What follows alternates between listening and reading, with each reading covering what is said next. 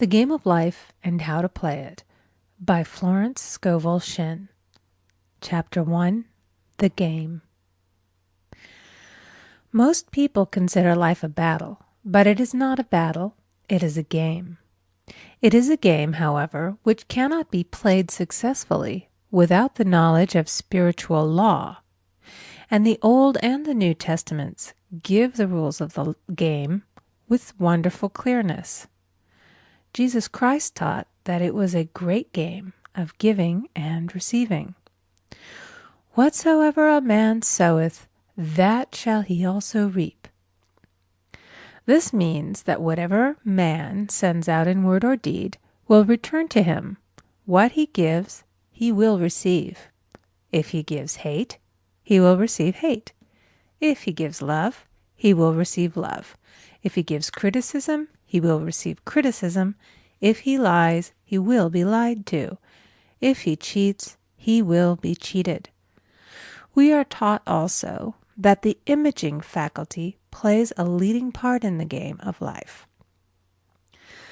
Keep thy heart, or imagination, with all diligence, for out of it are the issues of life. Proverbs 4:23.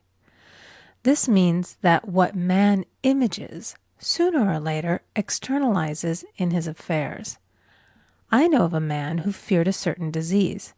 It was a very rare disease and difficult to get, but he pictured it continually and read about it until it manifested in his body, and he died, the victim of distorted imagination. So we see, to play successfully the game of life, we must train the imaging faculty. A person with an imaging faculty trained to image only good brings into his life every righteous desire of his heart. Health, wealth, love, friends, perfect self-expression, his highest ideals. The imagination has been called the scissors of the mind, and it is ever cutting, day by day, the pictures man sees there, and sooner or later he meets his own creations in his outer world. To train the imagination successfully, man must understand the workings of his mind. The Greeks said, "Know thyself." There are three departments of the mind: the subconscious, conscious, and superconscious. The subconscious is simply power without direction. It is like steam or electricity, and it does what it is directed to. It has no power of induction. Whatever man feels deeply or images clearly is impressed upon the subconscious mind and carried out in minutest detail. For example, a woman I know, when a child, always made believe she was a widow. She dressed up in black clothes and wore a long black veil, and people thought she was very clever and amusing. She grew up and married a man with whom she was deeply in love. In a short time he died, and she wore black and a sweeping veil for many years. The picture of herself as a widow was so impressed upon the subconscious mind, and in due time worked itself out regardless of the havoc created. The conscious mind has been called mortal or carnal mind. It is the human mind and sees life as it appears to be. It sees death, disaster, sickness, poverty, and limitation of every kind, and it impresses the subconscious. The superconscious mind is the God mind within each man and is the realm of perfect ideas. In it is the perfect pattern spoken of by Plato, the divine design, for there is a divine design for each person. There is a place that you are to fill and no one else can fill, something you are to do which no one else can do. There is a perfect picture of this in the superconscious mind. It usually flashes across the conscious as an unattainable ideal, something too good to be true. In reality, it is man's true destiny, or destination, flashed to him from the infinite intelligence which is within himself. Many people, however, are in ignorance of their true destinies and are striving for things and situations which do not belong to them and would only bring failure and dissatisfaction if attained.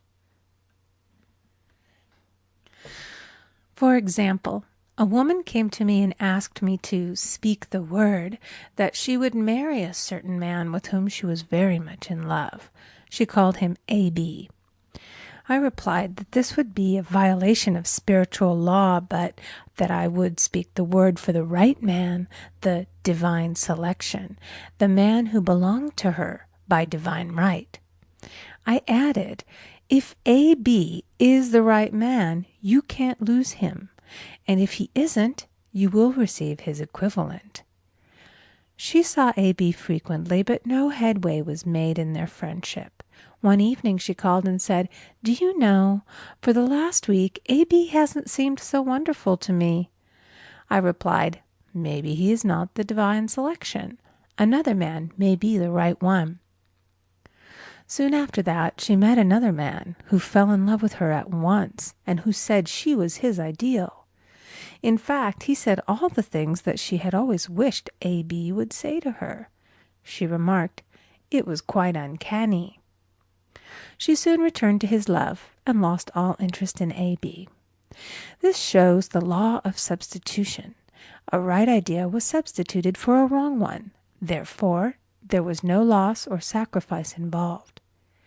Jesus Christ said, "Seek ye first the kingdom of God and his righteousness, and all these things shall be added unto you." And he said the kingdom was within man. The kingdom is the realm of right ideas, or the divine pattern. Jesus Christ taught that man's words played a leading part in the game of life. By your words ye are justified, and by your words ye are condemned. Many people have brought disaster into their lives through idle words. For example, a woman once asked me why her life was now one of poverty, of limitation. Formerly she had a home, was surrounded by beautiful things, and had plenty of money. We found she had often tired of the management of her home and had said repeatedly, "I'm sick and tired of things. I wish I lived in a trunk." And she added, "Today I am living in that trunk." She had spoken herself into a trunk. The subconscious mind has no sense of humor, and people often joke themselves into unhappy experiences. For example, a woman who had a great deal of money joked continually about getting ready for the poorhouse. In a few years she was almost destitute, having impressed the subconscious mind with a picture of lack and limitation. Fortunately, the law works both ways, and a situation of lack may be changed to one of plenty. For example, a woman came to me one hot summer's day for a treatment for prosperity. She was worn out, dejected, and discouraged. She said she possessed just $8 in the world. I said, "Good, we'll bless the $8 and multiply them as Jesus Christ multiplied the loaves and the fishes." For he taught that every man had the power to bless and to multiply, to heal and to prosper. She said, "What shall I do next?" I replied, "Follow intuition. Have you a hunch to do anything or to go anywhere?" Intuition means intuition, or to be taught from within. It is man's unerring guide, and I will deal more fully with its laws in a following chapter. The woman replied, "I don't know. I seem to have a hunch to go home. I've just enough money for car fare." Her home was in a distant city and was one of lack and limitation, and the reasoning mind, or intellect, would have said, "Stay in New York and get work and make some money." I replied, "Then go home. Never violate a hunch." I spoke the following words for her. "Infinite Spirit, open the way for great abundance for She is an irresistible magnet for all that belongs to her by divine right." I told her to repeat it continually also. She left for home immediately, and calling on a woman one day, she linked up with an old friend of her family. Through this friend, she received thousands of dollars in a most miraculous way. She has said to me often, "Tell people about the woman who came to you with $8 and a hunch." There is always plenty on man's pathway, but it can only be brought into manifestation through desire, faith, or the spoken word. Jesus Christ brought out clearly that man must make the first move. Ask, and it shall be given to you. Seek, and ye shall find. Knock, and it shall be opened unto you. Matthew 7:7. In the Scriptures we read, "Concerning the works of my hands, command ye me."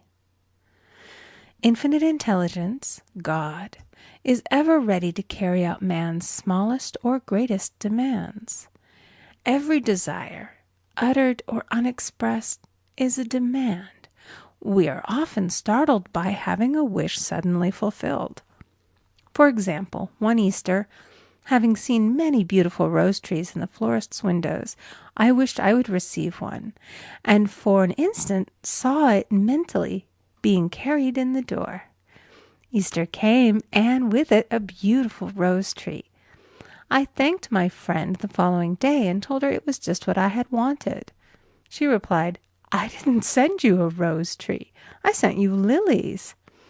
The man had mixed the order and sent me a rose tree simply because I had started the law in action and I had to have a rose tree.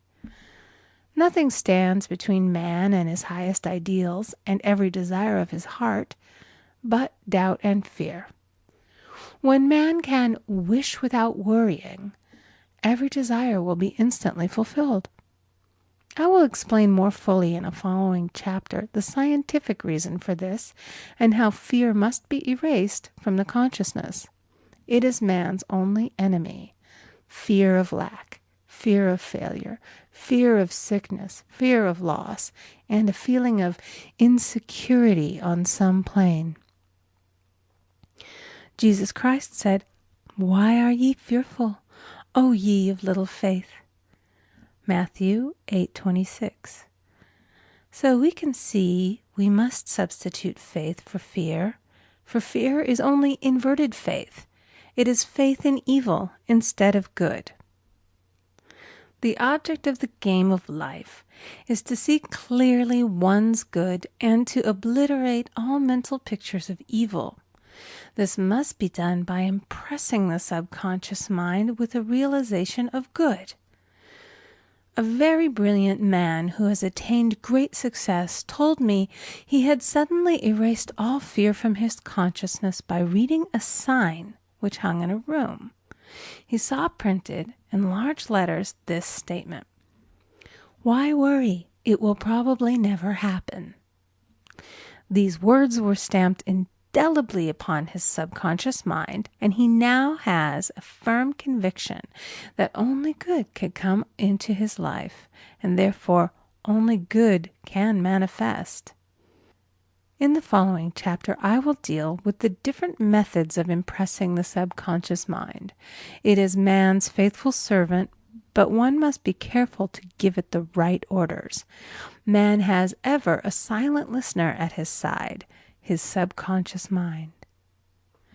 Every thought, every word is impressed upon it and carried out in amazing detail. It is like a singer making a record on the sensitive disc of the phonographic plate. Every note and tone of the singer's voice is registered. If he coughs or hesitates, it is registered also.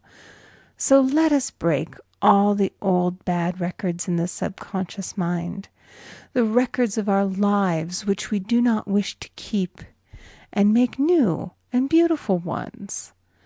Speak these words aloud with power and conviction. I now smash and demolish by my spoken word every untrue record in my subconscious mind. They shall return to the dust heap of their native nothingness, for they came from my own vain imaginings. I now make my perfect records through the Christ within, the records of health, wealth, love, and perfect self-expression. This is the square of life, the game completed. In the following chapters, I will show how man can change his conditions by changing his words. Any man who does not know the power of the word is behind the times. Death and life are in the power of the tongue. Proverbs 18:21. End of Chapter 1. Recording by Amy Conger.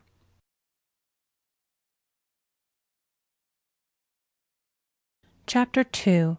The Law of Prosperity. Yea, the Almighty shall be thy defense, and thou shalt have plenty of silver. One of the greatest messages given to the race through the Scriptures is that God is man's supply, and that man can release through his spoken word all that belongs to him by divine right. He must, however, have perfect faith in his spoken word. Isaiah said, My word shall not return unto me void, but shall accomplish that whereunto it is sent. We know now that words and thoughts are a tremendous vibratory force, ever molding man's body and affairs. A woman came to me in great distress and said she was to be sued on the 15th of the month for $3,000. She knew no way of getting the money and was in despair. I told her that God was her supply, and that there is a supply for every demand. So I spoke the word. I gave thanks that the woman would receive $3,000 at the right time in the right way. I told her she must have perfect faith and act her perfect faith. The 15th came, but no money had materialized. She called me on the phone and asked what she was to do. I replied, It is Saturday, so they won't sue you today. Your part is to act rich, thereby showing perfect faith that you will receive it by Monday. She asked me to lunch with her to keep her courage. When I joined her at a restaurant, I said, This is no time to economize. Order an expensive luncheon and act as if you have already received the $3,000. All things whatsoever ye ask in prayer, believing ye shall receive. You must act as if you had already received.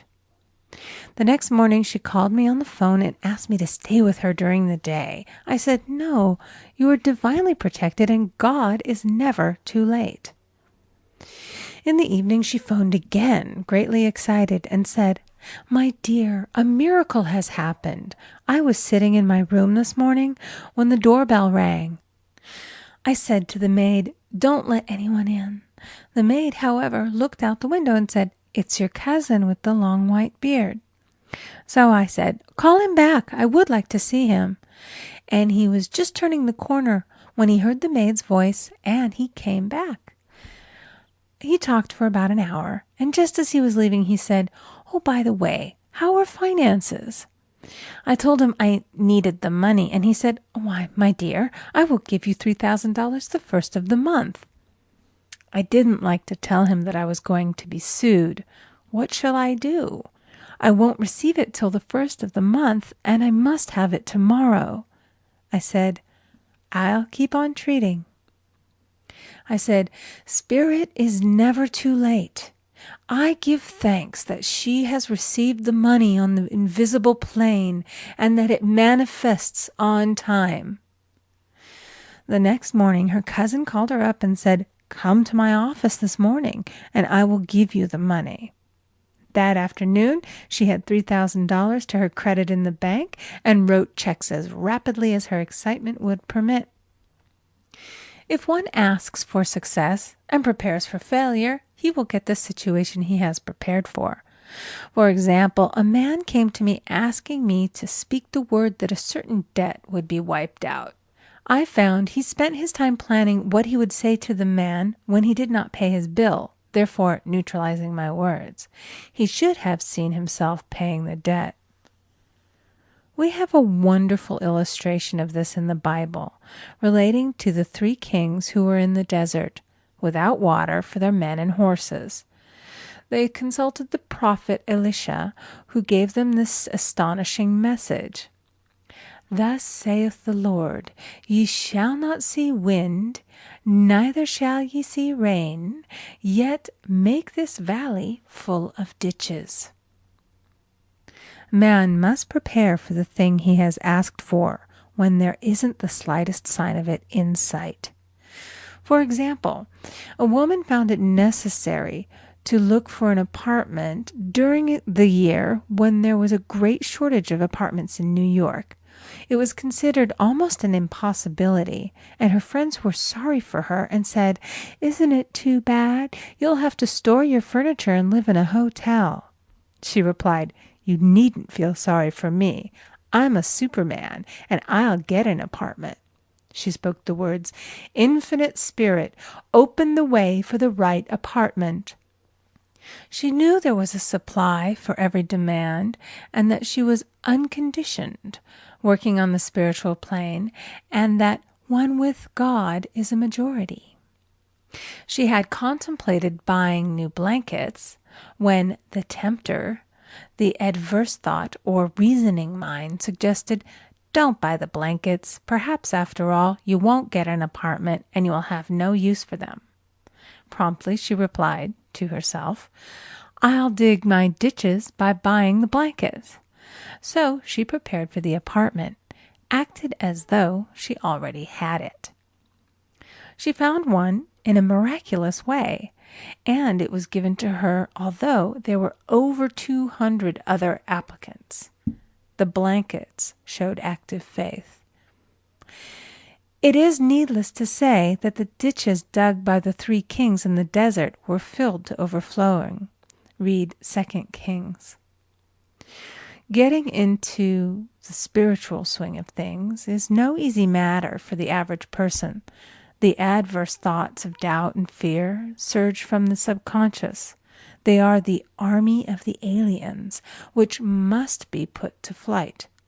This explains why it is so often darkest before the dawn. A big demonstration is usually preceded by tormenting thoughts. Having made a statement of high spiritual truth, one challenges the old beliefs in the subconscious, and error is exposed to be put out. This is the time when one must make his affirmations of truth repeatedly and rejoice and give thanks that he has already received. "Before ye call, I shall answer." This means that every good and perfect gift is already man's, awaiting his recognition. Man can only receive what he sees himself receiving. The children of Israel were told that they could have all the land they could see. This is true of every man. He has only the land within his own mental vision. Every great work, every big accomplishment has been brought into manifestation through holding to the vision, and often just before the big achievement comes apparent failure and discouragement. The children of Israel, when they reached the promised land, were afraid to go in, for they said it was filled with giants who made them feel like grasshoppers. And there we saw the giants, and we were in our own sight as grasshoppers. This is almost every man's experience. However, the one who knows spiritual law is undisturbed by appearance and rejoices while he is yet in captivity. That is, he holds to his vision and gives thanks that the end is accomplished. He has received. Jesus Christ gave a wonderful example of this. He said to his disciples, "Say not ye, there are yet 4 months, and then cometh the harvest? Behold, I say unto you, lift up your eyes, and look on the fields, for they are ripe already to harvest." His clear vision pierced the world of matter, and he saw clearly the fourth-dimensional world, things as they really are, perfect and complete in divine mind. So man must ever hold the vision of his journey's end and demand the manifestation of that which he has already received. It may be his perfect health, love, supply, self-expression, home, or friends. They are all finished and perfect ideas registered in divine mind, man's own superconscious mind, and must come through him, not to him. For example, a man came to me asking for treatments for success. It was his imperative that he raise, within a certain time, $50,000 for his business. The time limit was almost up when he came to see me in despair. No one wanted to invest in his enterprise, and the bank had flatly refused a loan. I replied, "I suppose you lost your temper while at the bank, therefore your power. You can control any situation if you first control yourself." "Go back to the bank," I added, "and I will treat." My treatment was, "You are identified in love with the spirit of everyone connected with the bank. Let the divine idea come out of this situation." He replied, "Woman, you are talking about an impossibility. Tomorrow is Saturday. The bank closes at 12, and my train won't get me there until 10, and the time limit is up tomorrow, and anyway they won't do it. It's too late." I replied, "God doesn't need any time and is never too late. With him, all things are possible." I added, "I don't know anything about business, but I know all about God." He replied, "It all sounds fine when I sit here listening to you, but when I go out, it's terrible." He lived in a distant city, and I did not hear from him for a week. Then came a letter. It read, "You were right. I raised the money, and I will never again doubt the truth of all that you have told me." I saw him a few weeks later, and I said, "What happened? You evidently had plenty of time after all." He replied, "My train was late, and I got there just 15 minutes to 12. I walked into the bank quietly, and I said, 'I have come for the loan.' And they gave it to me without a question." It was the last 15 minutes of the time allotted to him, and Infinite Spirit was not too late. In this instance, the man could never have demonstrated alone. He needed someone to help him hold the vision. This is what one man can do for another. Jesus Christ knew the truth of this when he said, "If two of you shall agree on earth as touching anything that they shall ask, it shall be done for them of my Father which is in heaven." One gets too close to his own affairs and becomes doubtful and fearful. The friend or healer sees clearly the success, health, or prosperity and never wavers because he is not close to the situation. It is much easier to demonstrate for someone else than for oneself, so a person should not hesitate to ask for help if he feels himself wavering. A keen observer of life once said, "No man can fail if some one person sees him successful." Such is the power of the vision, and many a great man has owed his success to a wife or a sister or a friend who believed in him and held without wavering to the perfect pattern. End of Chapter 2. Recording by Amy Conger.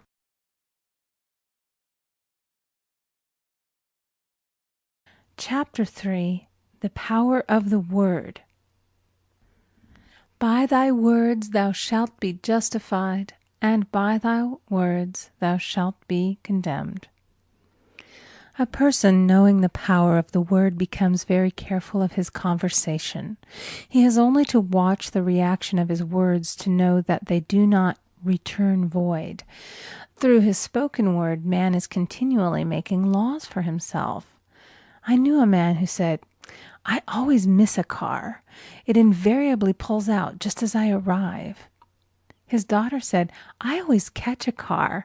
It's sure to come just as I get there. This occurred for years. Each had made a separate law for himself, one of failure, one of success. This is the psychology of superstitions. The horseshoe or rabbit's foot contains no power, but man's spoken word and belief that it will bring him good luck creates expectancy in the subconscious mind and attracts a lucky situation. I find, however, this will not work when a man has advanced spiritually and knows a higher law. One cannot turn back, and one must put away graven images. For example, 2 men in my class had had great success in business for several months, when suddenly everything went to smash. We tried to analyze the situation, and I found, instead of making their affirmations and looking to God for success and prosperity, they had each bought a lucky monkey. And I said, "Oh, I see. You have been trusting in the lucky monkeys instead of God. Put away the lucky monkeys and call on the law of forgiveness, for man has power to forgive or neutralize his mistakes." They decided to throw the lucky monkeys down a coal hole, and all went well again.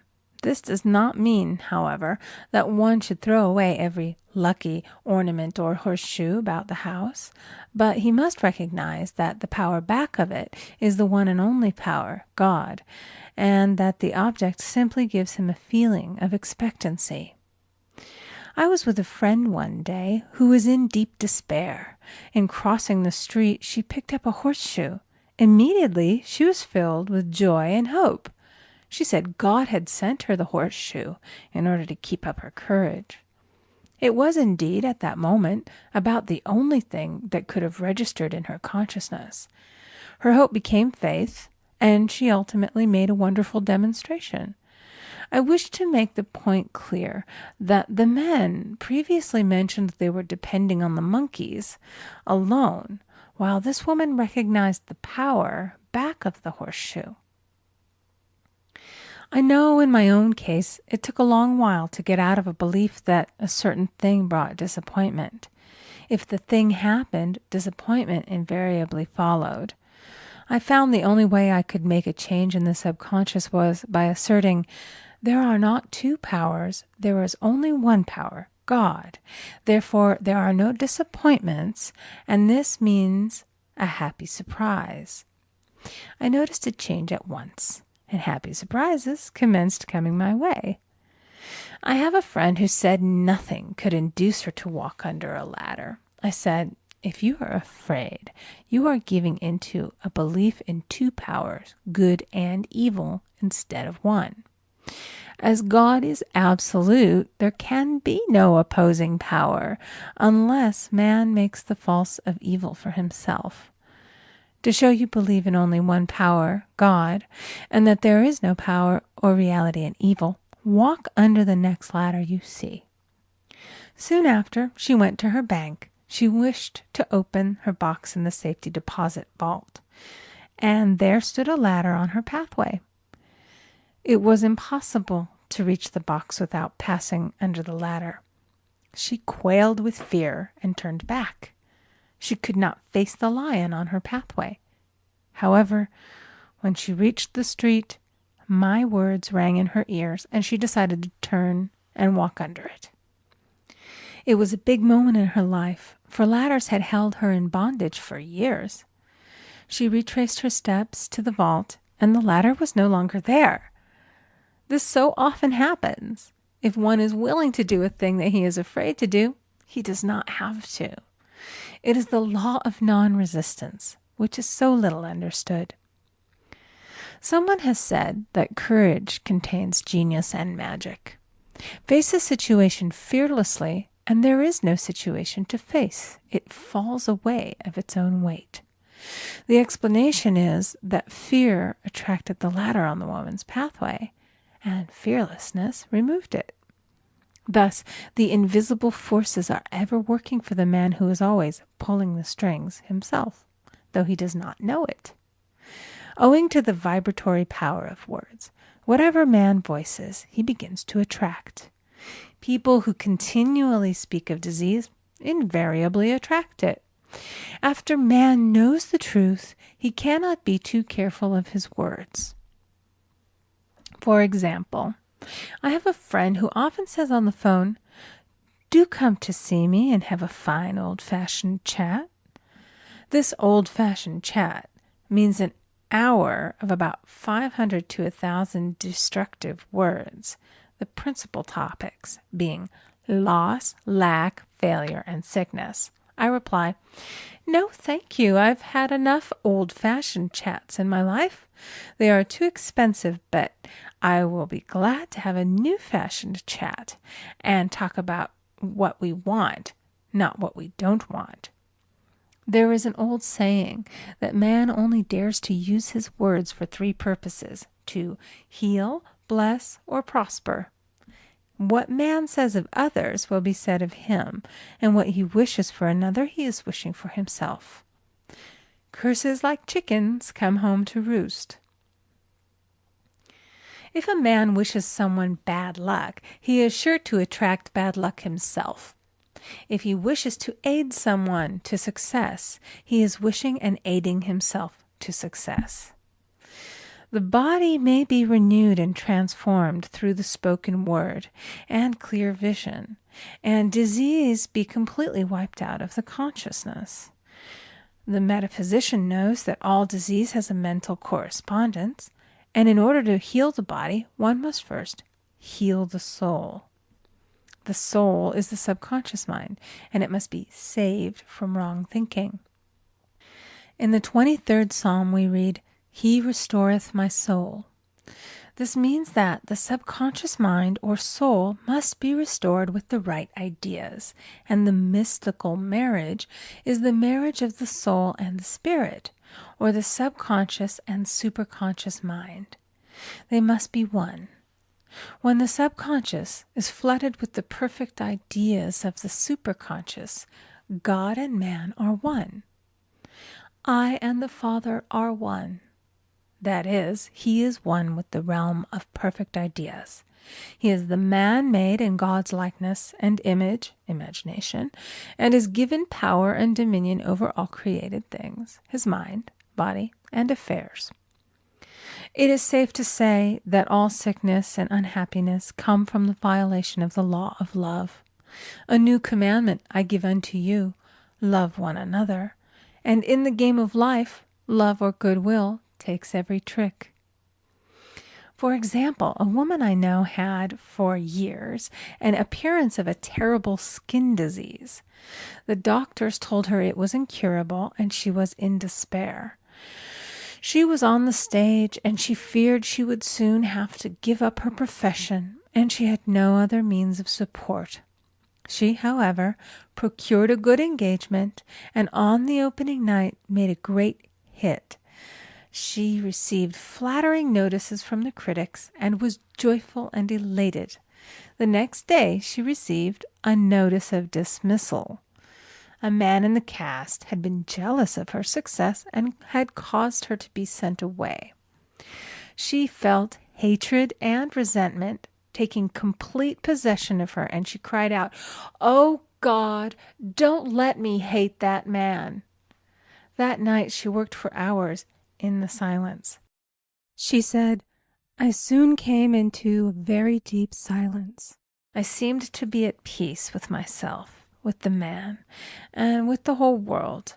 I continued this for 2 following nights, and on the 3rd day I found I was healed completely of the skin disease."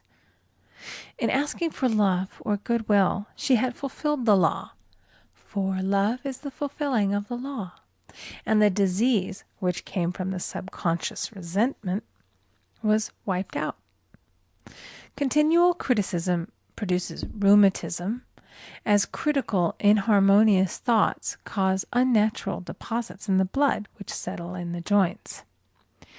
False growths are caused by jealousy, hatred, unforgiveness, fear, etc. Every disease is caused by a mind not at ease. I said once in my class, there is no use asking anyone, what's the matter with you? We might as well just say, who's the matter with you? Unforgiveness is the most prolific cause of disease. It will harden arteries or liver and affect the eyesight. In its train are endless ills. I called on a woman one day who said she was ill from having eaten a poisoned oyster. I replied, "Oh no, the oyster was harmless. You poisoned the oyster. What's the matter with you?" She answered, "Oh, about 19 people." She had quarreled with 19 people and had become so inharmonious that she attracted the wrong oyster. Any inharmony on the external indicates there is mental inharmony. As the within, so the without. Man's only enemies are within himself, and a man's foes shall be they of his own household. Personality is one of the last enemies to be overcome, as this planet is taking its initiation in love. It was Christ's message, peace on earth, goodwill toward man. The enlightened man, therefore, endeavors to perfect himself upon his neighbor. His work is within himself, to send out goodwill and blessings to every man, and the marvelous thing is that if one blesses a man, he has no power to harm him. For example, a man came to me asking him to treat for success in business. He was selling machinery, and a rival appeared on the scene with what he proclaimed was a better machine, and my friend feared defeat. I said, first of all, we must wipe out all fear, and know that God protects your interests, and that the divine idea must come out of the situation. That is, the right machine will be sold by the right man to the right man. And I added, don't hold one critical thought toward that man. Bless him all day and be willing not to sell your machine if it isn't the divine idea. So he went to the meeting, fearless and non-resistant, and blessing the other man. He said the outcome was very remarkable. The other man's machine refused to work, and he sold his without the slightest difficulty. But I say unto you, love your enemies, bless them that curse you, do good to them that hate you, and pray for them which spitefully use you and persecute you. Goodwill produces a great aura of protection about the one who sends it, and no weapon that is formed against him shall prosper. In other words, love and goodwill destroy the enemies within oneself. Therefore, one has no enemies on the external. There is peace on earth for him who sends goodwill to man. End of chapter 3. Recording by Amy Conger.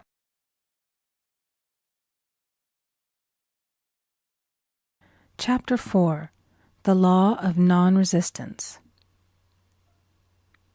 Resist not evil, be not overcome of evil, but overcome evil with good. Nothing on earth can resist an absolutely non-resistant person.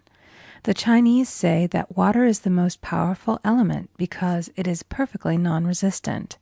It can wear away a rock and sleep away all before it.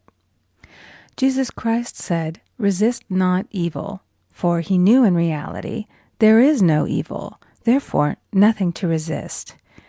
Evil has come of man's vain imagination, or a belief in two powers, good and evil. There is an old legend that Adam and Eve ate of Maya, the tree of illusion, and saw two powers instead of one power, God. Therefore, evil is a false law man has made for himself through psychoma, or soul sleep. Soul sleep means that man's soul has been hypnotized by the race belief of sin, sickness, and death, etc., which is carnal or mortal thought, and his affairs have outpictured his illusions. We have read in a preceding chapter that man's soul is his subconscious mind, and whatever he feels deeply, good or bad, is outpictured by that faithful servant. His body and affairs show forth what he has been picturing. The sick man has pictured sickness, the poor man poverty, the rich man wealth. Young people often say, "Why does a little child attract illness when it is too young to even know what it means?" I answer that children are sensitive and receptive to the thoughts of others about them, and often outpicture the fears of their parents. I heard a metaphysician once say, "If you do not run your subconscious mind yourself, someone else will run it for you." Mothers often, unconsciously, attract illness and disaster to their children by continually holding them in thoughts of fear and watching for symptoms. For example, a friend asked a woman if her little girl had had the measles. She replied promptly, "Not yet." This implied that she was expecting the illness and therefore preparing the way for what she did not want for herself and child.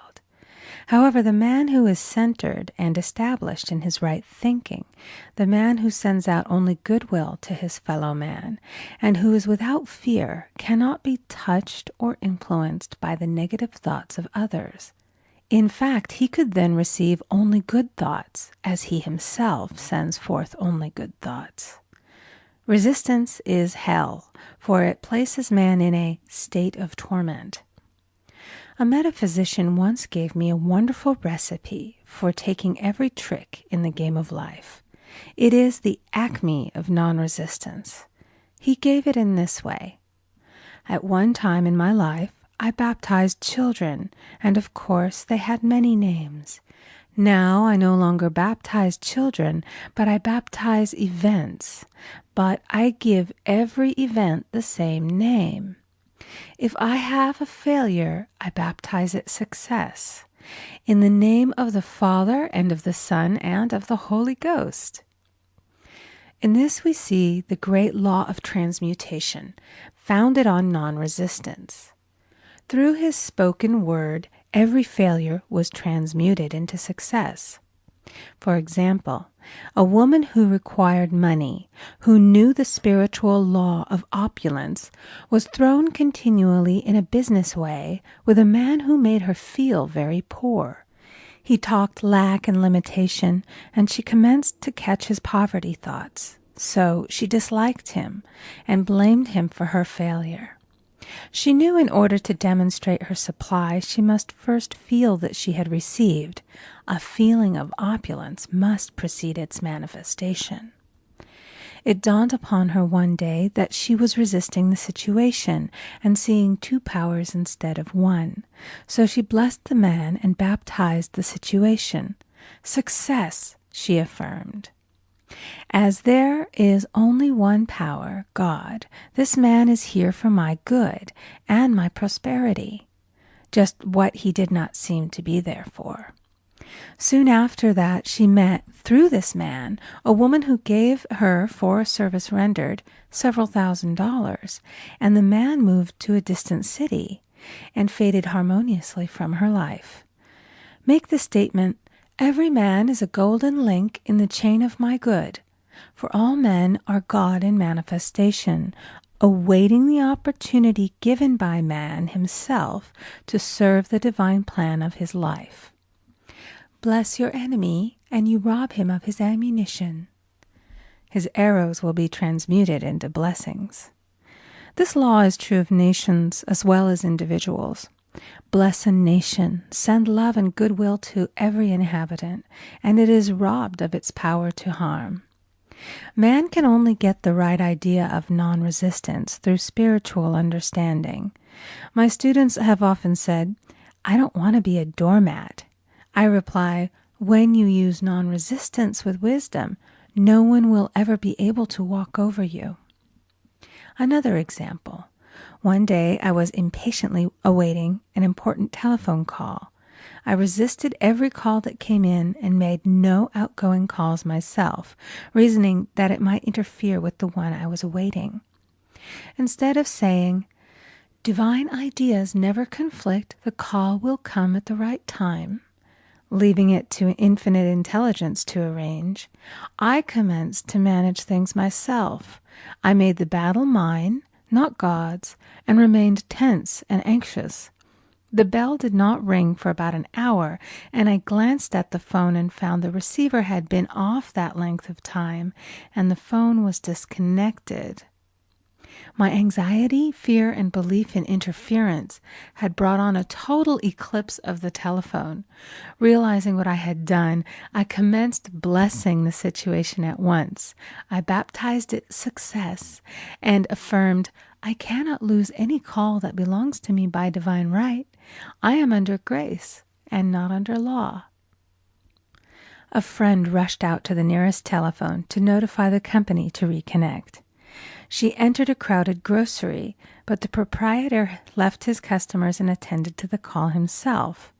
My phone was connected at once, and 2 minutes later I received a very important call, and about an hour afterward, the one I had been awaiting.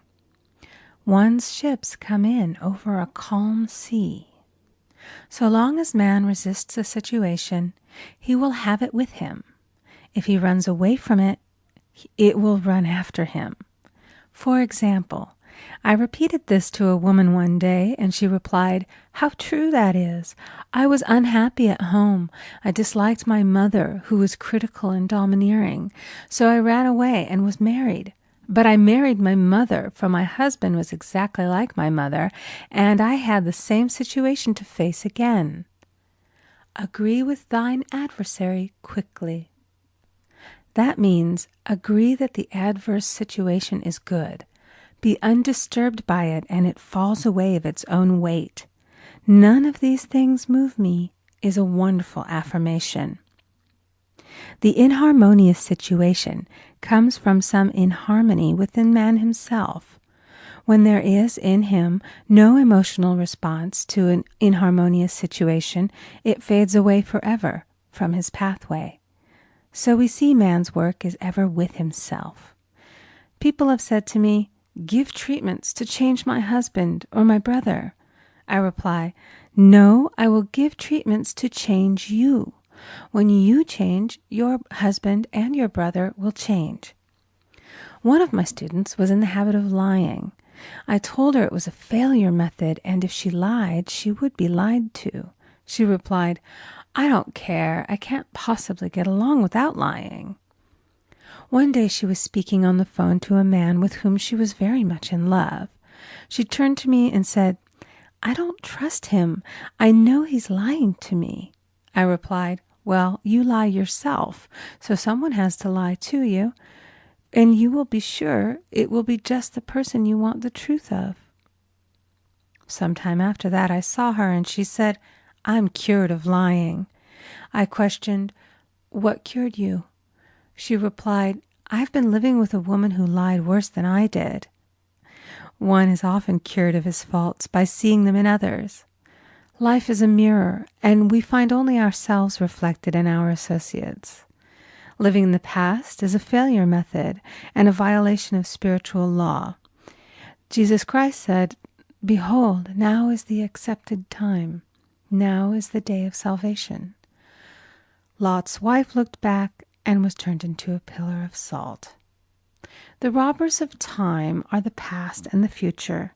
Man should bless the past and forget it, if it keeps him in bondage, and bless the future, knowing it has in store for him endless joys.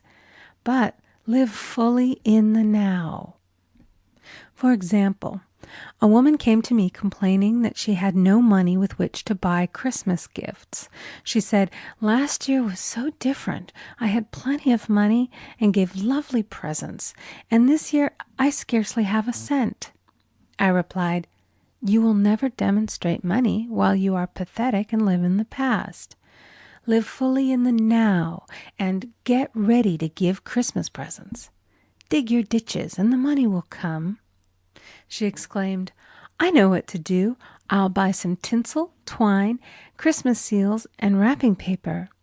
I replied, "Do that, and the presents will come and stick themselves to the Christmas seals." This, too, was showing financial fearlessness and faith in God, as the reasoning mind said, "Keep every cent you have, as you are not sure you will get any more." She bought her seals, paper, and twine, and a few days before Christmas received a gift of several $100s. Buying the seals and twine had impressed the subconscious with expectancy and opened the way for the manifestation of the money. She purchased all the presents in plenty of time. Man must live suspended in the moment. Look well, therefore, to this day. Such is the salutation of the dawn. He must be spiritually alert, ever waiting his leads, taking advantage of every opportunity. One day I said continually, silently, "Infinite Spirit, don't let me miss a trick." And something very important was told to me that evening. It is most necessary to begin the day with the right words. Make an affirmation immediately upon waking. For example, "Thy will be done this day. Today is a day of completion. I give thanks for this perfect day. Miracle shall follow miracle, and wonders shall never cease." Make this a habit, and one will see wonders and miracles come into his life. One morning I picked up a book and read, "Look with wonder at that which is before you." It seemed to be my message for the day, so I repeated it again and again. Look with wonder at that which is before you. At about noon, a large sum of money was given to me, which I had been desiring for a certain purpose. In the following chapter, I will give affirmations that I have found most effective. However, one should never use an affirmation unless it is absolutely satisfying and convincing to his own consciousness. And often an affirmative is changed to suit different people. For example, the following has brought success to many. "I have a wonderful work in a wonderful way. I give wonderful service for wonderful pay." I gave the first 2 lines to one of my students, and she added the last 2. It made a most powerful statement, as there should always be perfect payment for perfect service, and a rhyme sinks easily into the subconscious. She went about singing it aloud, and soon did receive wonderful work in a wonderful way, and gave wonderful service for wonderful pay. Another student, a businessman, took it and changed the word to business. He repeated, "I have a wonderful business in a wonderful way, and I give wonderful service for wonderful pay." That afternoon he made a $41,000 deal, though there had been no activity in his affairs for months. Every affirmation must be carefully worded and completely cover the ground. For example, I knew a woman who was in great need and made a demand for work. She received a great deal of work, but was never paid anything. She now knows to add wonderful service for wonderful pay. It is man's divine right to have plenty, more than enough. His barns should be full, and his cup should flow over. This is God's idea for man, and when man breaks down the barriers of lack in his own consciousness, the golden age will be his, and every righteous desire of his heart fulfilled. End of Chapter 4. Recording by Amy Conger.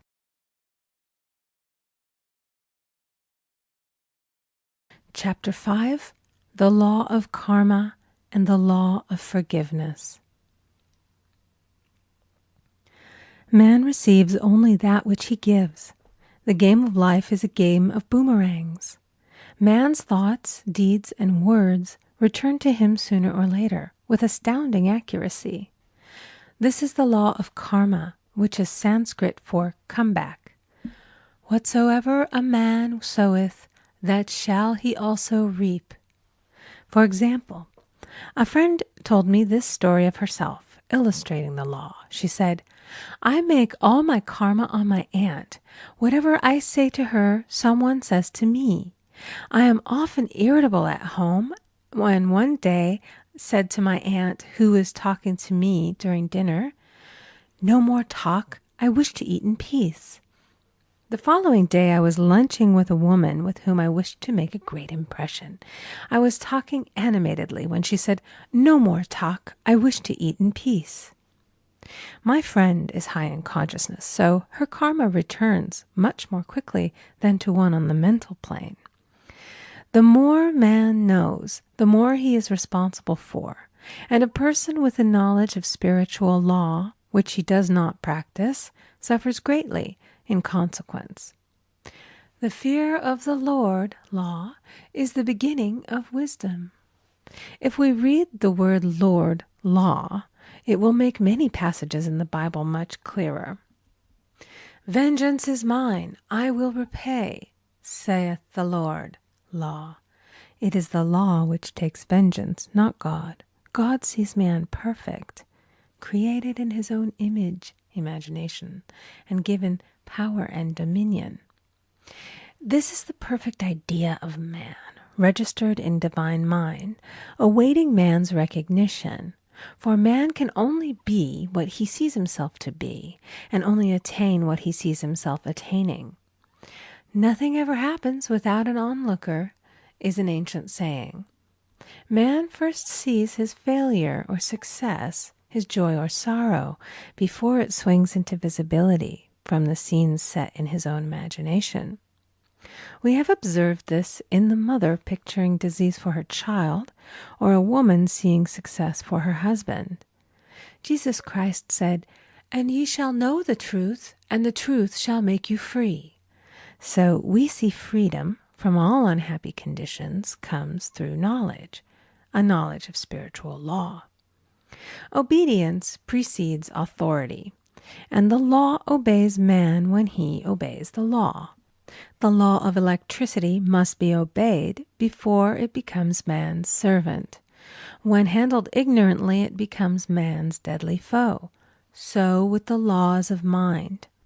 For example, a woman with a strong personal will wished she owned a house which belonged to an acquaintance, and she often made mental pictures of herself living in the house. In the course of time, the man died, and she moved into the house. Several years afterwards, coming into the knowledge of spiritual law, she said to me, "Do you think I had anything to do with that man's death?" I replied, "Yes, your desire was so strong, everything made way for it. But you paid your karmic debt. Your husband, whom you loved devotedly, died soon after, and the house was a white elephant on your hands for many years." The original owner, however, could not have been affected by her thoughts had he been positive in the truth, nor her husband, but they were both under karmic law. The woman should have said, feeling the great desire for the house, "Infinite intelligence, give me the right house, equally as charming as this, the house which is mine by divine right." The divine selection would have given perfect satisfaction and brought good to all. The divine pattern is the only safe pattern to work by. Desire is a tremendous force and must be directed in the right channels, or chaos ensues. In demonstrating, the most important step is the first step, to ask aright. Man should always demand only that which is his by divine right. To go back to the illustration, had the woman taken this attitude, "If this house I desire is mine, I cannot lose it. If it is not, give me its equivalent," the man might have decided to move out harmoniously had it been the divine selection for her, or another house would have been substituted. Anything forced into manifestation through personal will is always ill-got and has ever bad success. Man is admonished, "My will be done, not thine." And the curious thing is, man always gets just what he desires when he does relinquish all personal will, thereby enabling infinite intelligence to work through him. "Stand ye still and see the salvation of the Lord," law. For example, a woman came to me in great distress. Her daughter had determined to take a very hazardous trip, and the mother was filled with fear. She said she had used every argument, had pointed out the dangers to be encountered, had forbidden her to go, but the daughter became more and more rebellious and determined. I said to the mother, "You are forcing your personal will upon your daughter, which you have no right to do, and your fear of the trip is only attracting it, for man attracts what he fears." I added, "Let go and take your mental hands off. Put it in God's hands and use this statement: I put this situation in the hands of infinite love and wisdom. If this trip is the divine plan, I bless it and no longer resist. But if it is not divinely planned, I give thanks that it is now dissolved and dissipated." A day or two after that, her daughter said to her, "Mother, I have given up the trip," and the situation returned to its native nothingness. It is learning to stand still which seems so difficult for man. I will deal more fully with this law in the chapter on non-resistance. I will give another example of sowing and reaping, which came in the most curious way. A woman came to me saying she had received a counterfeit $20 bill given to her at the bank. She was much disturbed, for, she said, "The people at the bank will never acknowledge their mistake." I replied, "Let us analyze the situation and find out why you attracted it." She thought a few moments and exclaimed, "I know it. I sent a friend a lot of stage money just for a joke."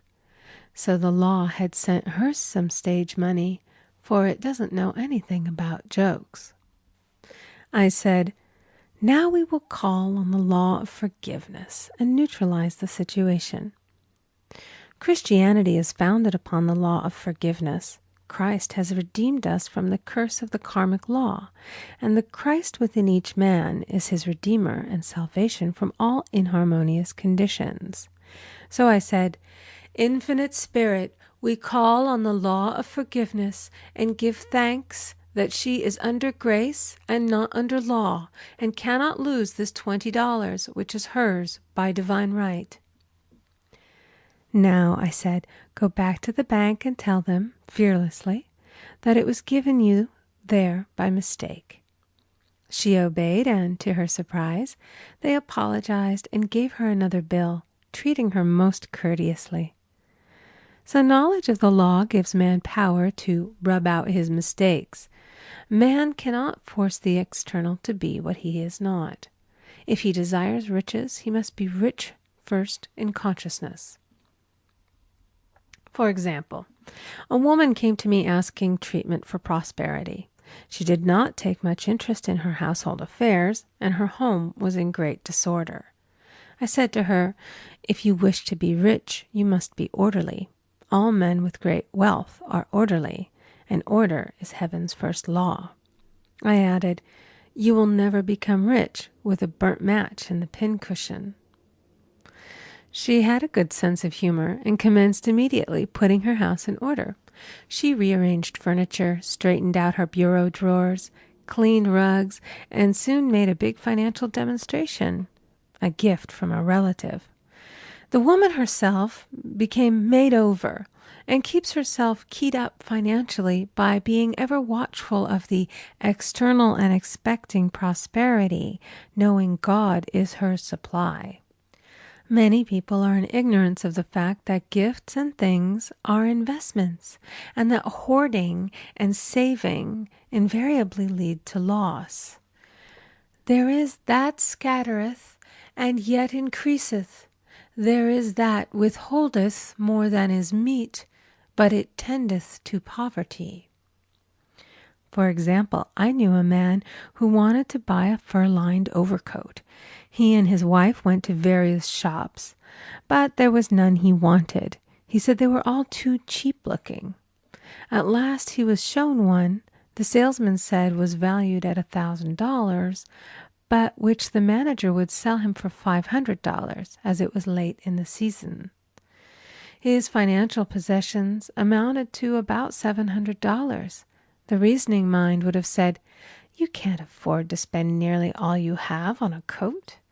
but he was very intuitive and never reasoned. He turned to his wife and said, "If I get this coat, I'll make a ton of money." So his wife consented, weakly. About a month later, he received a $10,000 commission. The coat made him feel so rich, it linked him with success and prosperity. Without the coat, he would not have received the commission. It was an investment paying large dividends. If man ignores these leadings to spend or to give, the same amount of money will go in an uninteresting or unhappy way.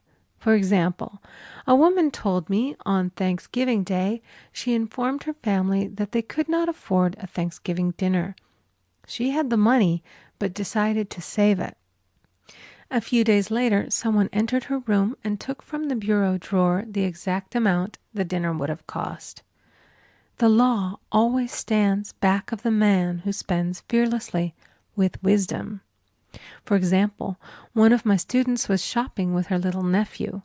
The child clamored for a toy, which she told him she could not afford to buy. She realized suddenly that she was seeking lack and not recognizing God as her supply. So she bought the toy and on her way home picked up in the street the exact amount of money she had paid for it. Man's supply is inexhaustible and unfailing when fully trusted, but faith or trust must precede the demonstration. According to your faith, be it unto you. Faith is the substance of things hoped for and the evidence of things not seen. For faith holds the vision steady, and the adverse pictures are dissolved and dissipated, and in due season we shall reap, if we faint not. Jesus Christ brought the good news, the gospel, that there was a higher law than the law of karma, and that law transcends the law of karma. It is the law of grace or forgiveness. It is the law which frees man from the law of cause and effect, the law of consequence. Under grace, not under law. We are told that on this plane, man reaps where he has not sown. The gifts of God are simply poured out upon him. All that the kingdom affords is his.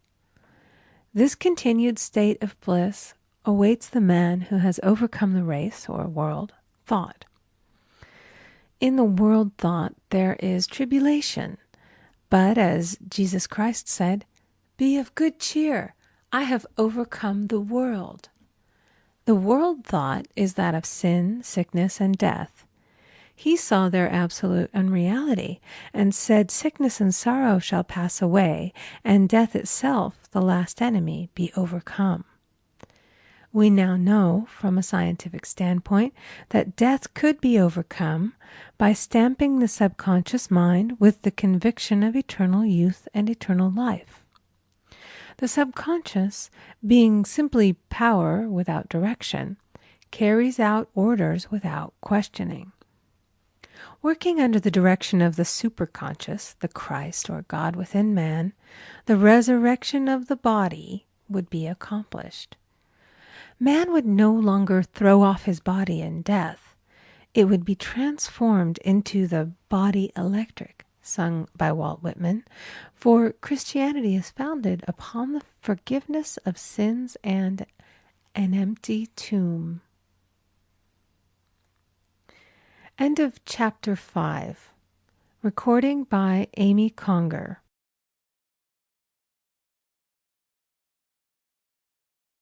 Chapter 6. Casting the burden. Impressing the subconscious.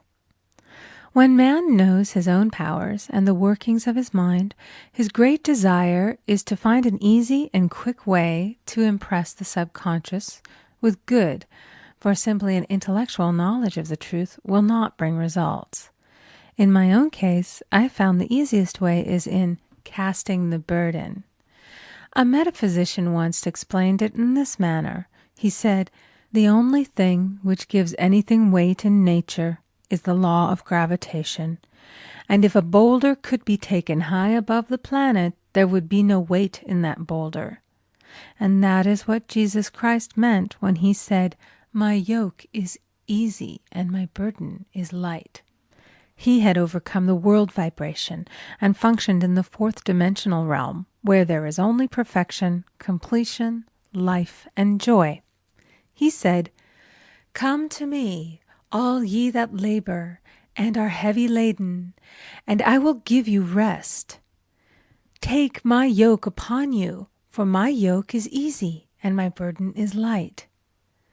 We are also told in the 55th Psalm to cast thy burden upon the Lord.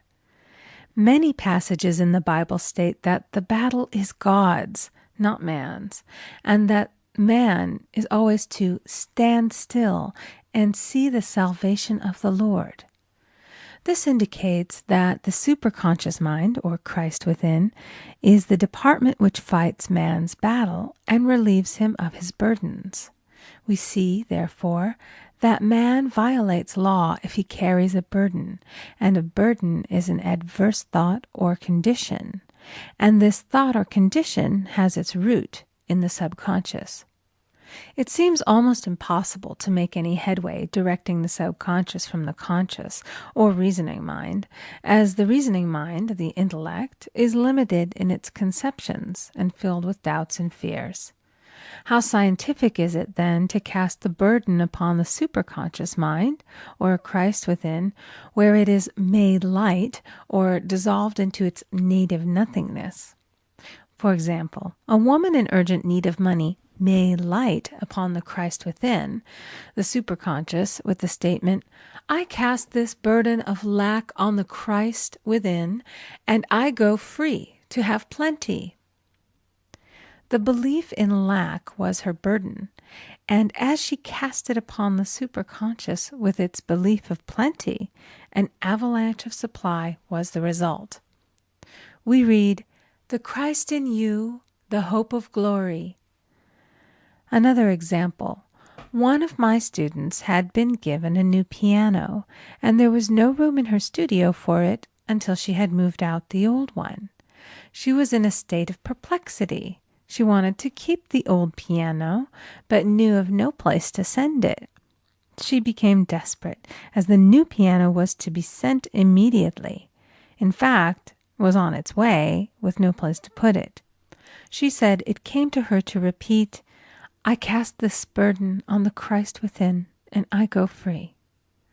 A few minutes later, her phone rang, and a woman friend asked if she might rent her old piano, and it was moved out. A few minutes before, the new one arrived.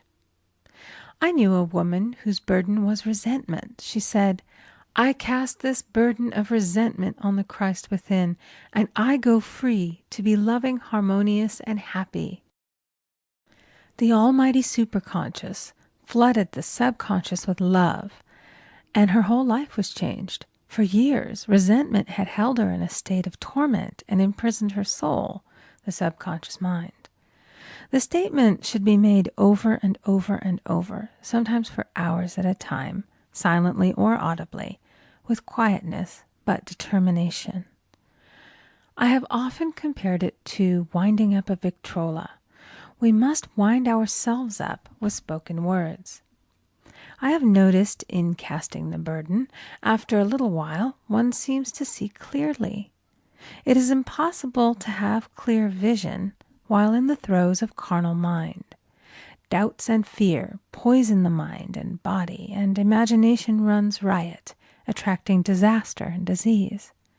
In steadily repeating the affirmation, "I cast this burden on the Christ within and go free," the vision clears, and with it a feeling of relief, and sooner or later comes the manifestation of good, be it health, happiness, or supply. One of my students once asked me to explain the darkness before the dawn. I referred in a preceding chapter to the fact that often, before the big demonstration, everything seems to go wrong, and deep depression clouds the consciousness. It means that out of the subconscious are rising the doubts and fears of the ages. These old derelicts of the subconscious rise to the surface to be put out. It is then that man should clap his cymbals like Jehoshaphat and give thanks that he is saved, even though he seems surrounded by the enemy, the situation of lack or disease. The student continued, "How long must one remain in the dark?" And I replied, "Until one can see in the dark." And casting the burden enables one to see in the dark. In order to impress the subconscious, active faith is always essential. Faith without works is dead. In these chapters, I have endeavored to bring out this point. Jesus Christ showed active faith when he commanded the multitude to sit down on the ground before he gave thanks for the loaves and the fishes. I will give another example showing how necessary this step is. In fact, active faith is the bridge over which man passes to his promised land. Through misunderstanding, a woman had been separated from her husband, whom she loved deeply. He refused all offers of reconciliation and would not communicate with her in any way. Coming into the knowledge of spiritual law, she denied the appearance of separation. She made this statement: "There is no separation in divine mind. Therefore, I cannot be separated from the love and companionship which are mine by divine right." She showed active faith by arranging a place for him at the table every day, thereby impressing the subconscious with a picture of his return. Over a year passed, but she never wavered, and one day he walked in. The subconscious is often impressed through music. Music has a fourth dimensional quality and releases the soul from imprisonment. It makes wonderful things seem possible and easy of accomplishment. I have a friend who uses her Victrola daily for this purpose. It puts her in perfect harmony and releases the imagination. Another woman often dances while making her affirmations. The rhythm and harmony of music and motion carry her words forth with tremendous power. The student must remember also not to despise the day of small things. Invariably, before a demonstration come signs of land. Before Columbus reached America, he saw birds and twigs, which showed him land was near. So it is with a demonstration, but often the student mistakes it for the demonstration itself and is disappointed. For example, a woman had spoken the word for a set of dishes. Not long afterwards, a friend gave her a dish which was old and cracked. She came to me and said, "Well, I asked for a set of dishes, and all I got was a cracked plate." I replied, "The plate was only signs of land. It shows your dishes are coming. Look upon it as birds and seaweed." And not long afterwards, the dishes came. Continually making believe impresses the subconscious. If one makes believe he is rich and makes believe he is successful, in due time he will reap. Children are always making believe, and "except ye be converted and become as little children, ye shall not enter the kingdom of heaven." For example, I know of a woman who was very poor, but no one could make her feel poor. She earned a small amount of money from rich friends who constantly reminded her of her poverty and to be careful and saving. Regardless of their admonitions, she would spend all her earnings on a hat or make someone a gift and be in a rapturous state of mind. Her thoughts were always centered on beautiful clothes and rings and things, but without envying others. She lived in the world of the wondrous, and only riches seemed real to her. Before long, she married a rich man, and the rings and things became visible. I do not know whether the man was the divine selection, but opulence had to manifest in her life, as she had imaged only opulence. There is no peace or happiness for man until he has erased all fear from the subconscious. Fear is misdirected energy and must be redirected or transmuted into faith. Jesus Christ said, "Why are ye fearful, O ye of little faith? All things are possible to him that believeth." I am asked so often by my students, "How can I get rid of fear?" I replied, by walking up to the thing you are afraid of. The lion takes its fierceness from your fear. Walk up to the lion, and he will disappear. Run away, and he runs after you. I have shown in previous chapters how the lion of lack disappeared when the individual spent money fearlessly, showing faith that God was his supply and therefore unfailing. Many of my students have come out of the bondage of poverty and are now bountifully supplied through losing all fear of letting money go out. The subconscious is impressed with the truth that God is the giver and the gift. Therefore, as one is one with the giver, he is one with the gift. A splendid statement is, "I now thank God the giver for God the gift." Man has so long separated himself from his good and his supply, through thoughts of separation and lack, that sometimes it takes dynamite to dislodge these false ideas from the subconscious, and the dynamite is a big situation. We see in the foregoing illustration how the individual was freed from his bondage by showing fearlessness.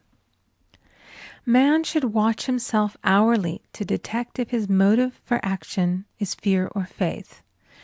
"Choose ye this day whom we shall serve," fear or faith. Perhaps one's fear is of personality.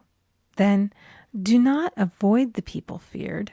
Be willing to meet them cheerfully, and they will either prove golden links in the chain of one's good, or disappear harmoniously from one's pathway. Perhaps one's fear is of disease or germs. Then one should be fearless and undisturbed in a germ-laden situation, and he would be immune. One can only contract germs while vibrating at the same rate as the germ, and fear drags men down to the level of the germ. Of course, the disease-laden germ is the product of carnal mind, as all thought must objectify.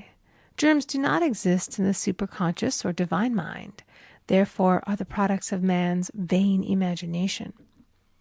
In the twinkling of an eye, man's release will come when he realizes there is no power in evil. The material world will fade away, and the fourth dimensional world, the world of the wondrous, will swing into manifestation. "And I saw a new heaven and a new earth, and there shall be no more death, neither sorrow nor crying, neither shall there be any more pain, for the former things are passed away." End of chapter 6. Recording by Amy Conger.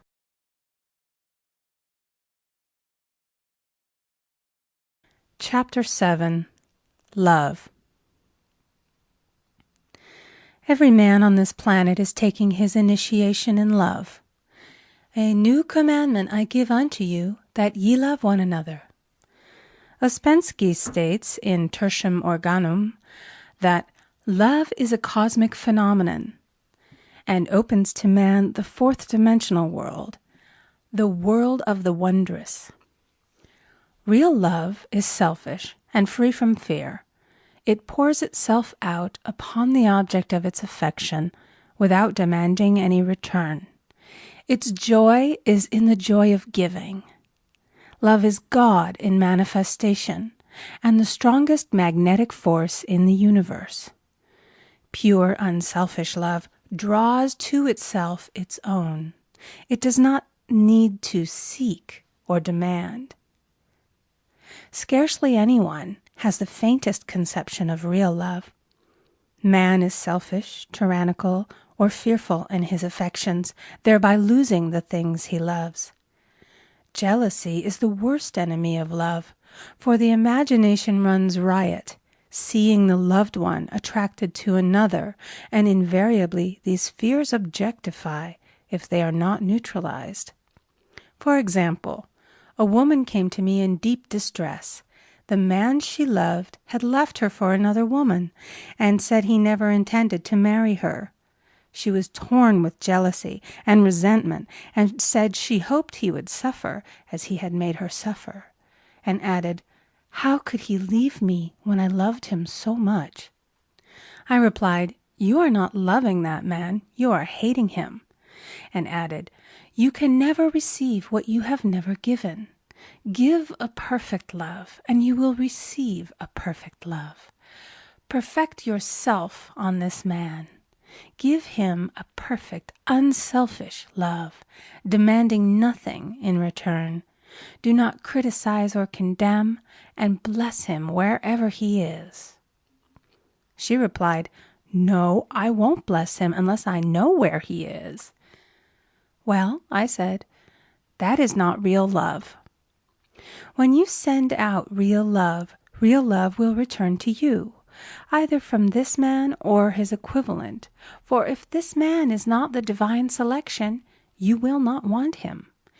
As you are one with God, you are one with the love which belongs to you by divine right." Several months passed, and matters remained about the same, but she was working conscientiously within herself. I said, "When you are no longer disturbed by his cruelty, he will cease to be cruel, as you are attracting it through your own emotions." Then I told her of a brotherhood in India who never said good morning to each other.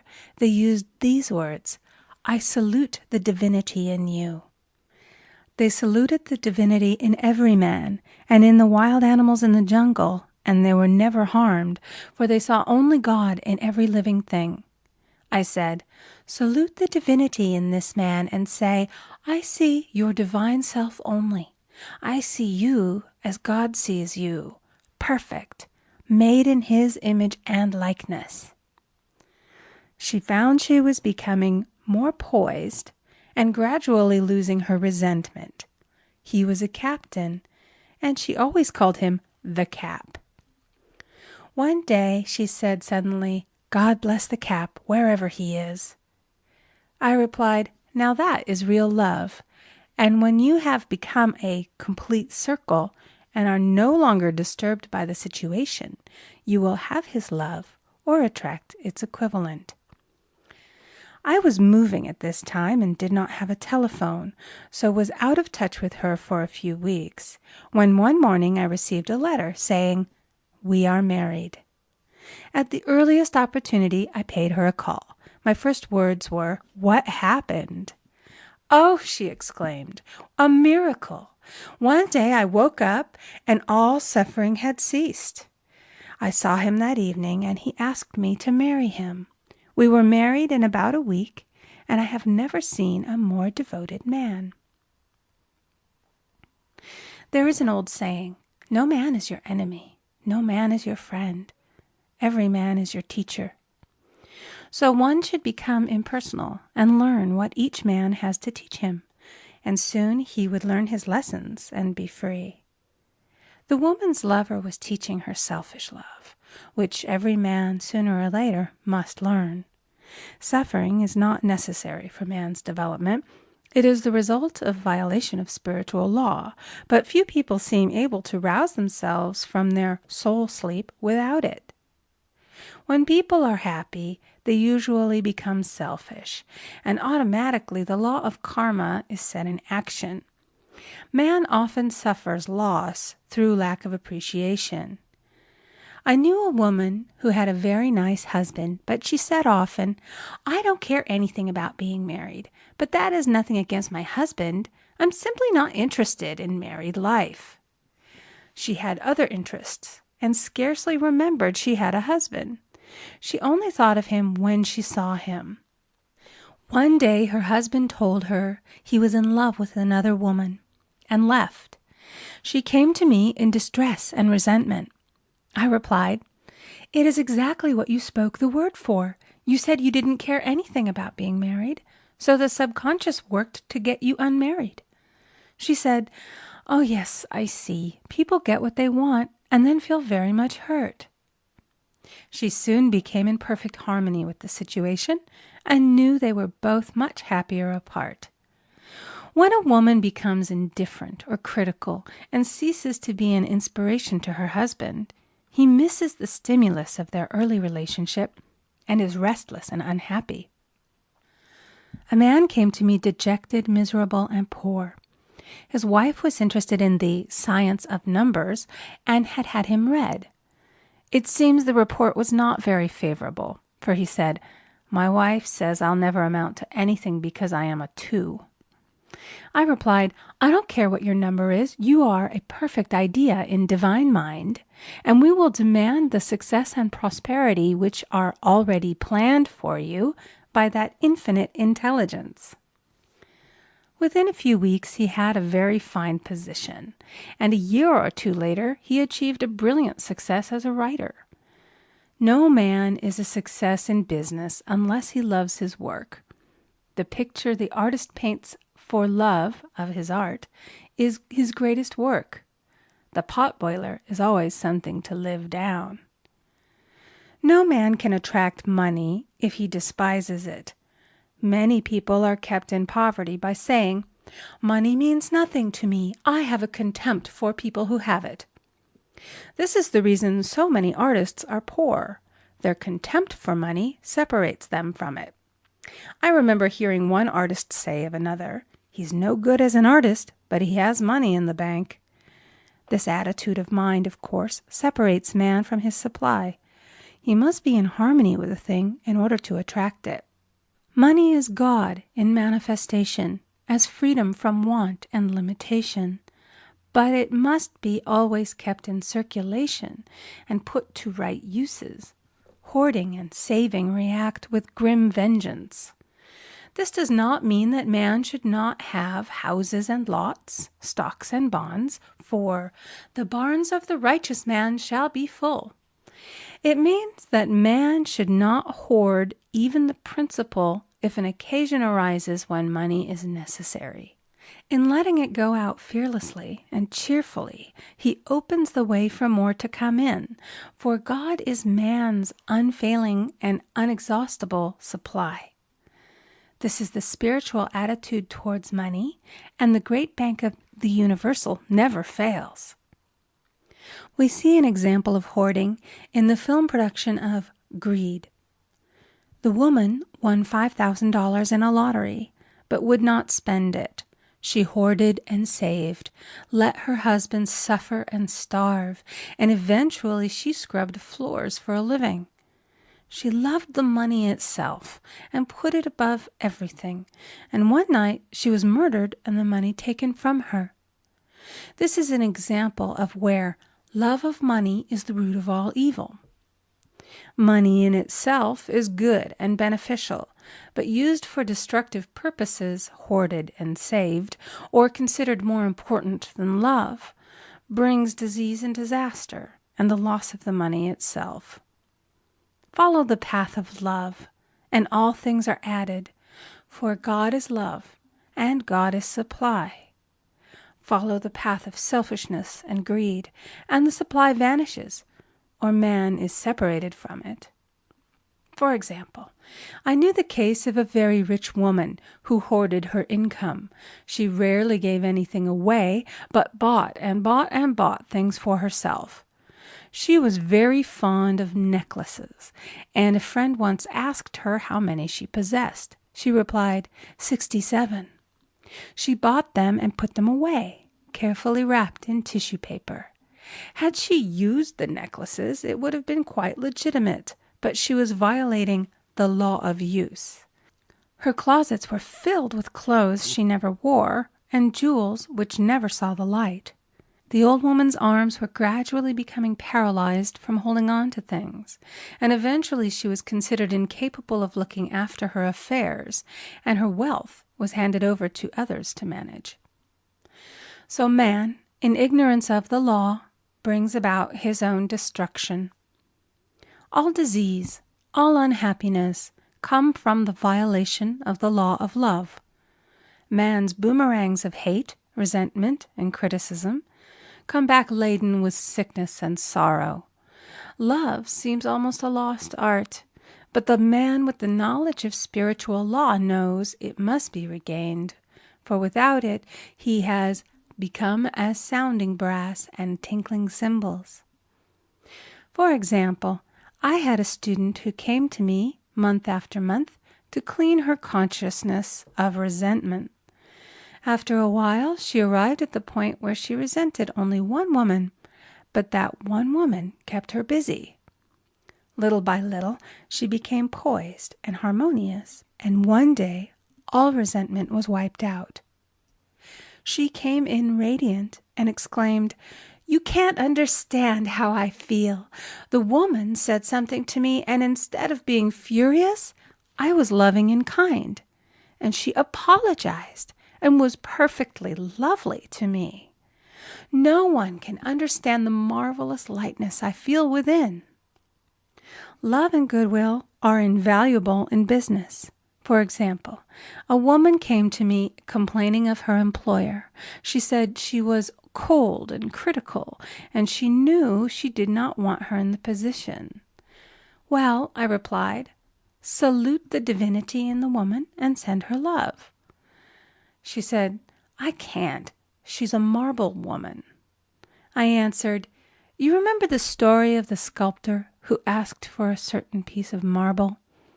He was asked why he wanted it, and he replied, 'Because there is an angel in the marble.' And out of it he produced a wonderful work of art." She said, "Very well, I'll try it." A week later she came back and said, "I did what you told me, and now the woman is very kind," and took me out in her car. People are sometimes filled with remorse for having done someone an unkindness, perhaps years ago. If the wrong cannot be righted, its effect can be neutralized by doing someone a kindness in the present. "This one thing I do, forgetting those things which are behind, and reaching forth unto those things which are before." Sorrow, regret, and remorse tear down the cells of the body and poison the atmosphere of the individual. A woman said to me in deep sorrow, "Treat me to be happy and joyous, for my sorrow makes me so irritable with the members of my family that I keep making more karma."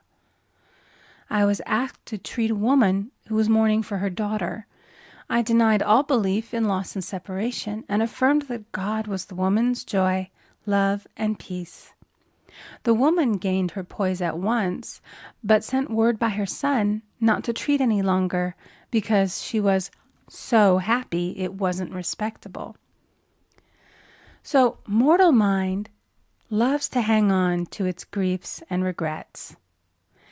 I knew a woman who went about bragging of her troubles, so of course she always had something to brag about. The old idea was, if a woman did not worry about her children, she was not a good mother.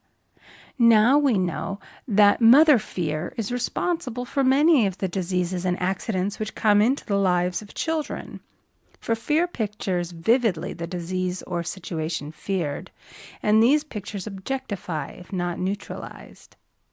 Happy is the mother who can say sincerely that she puts her child in God's hands and therefore knows that he is divinely protected.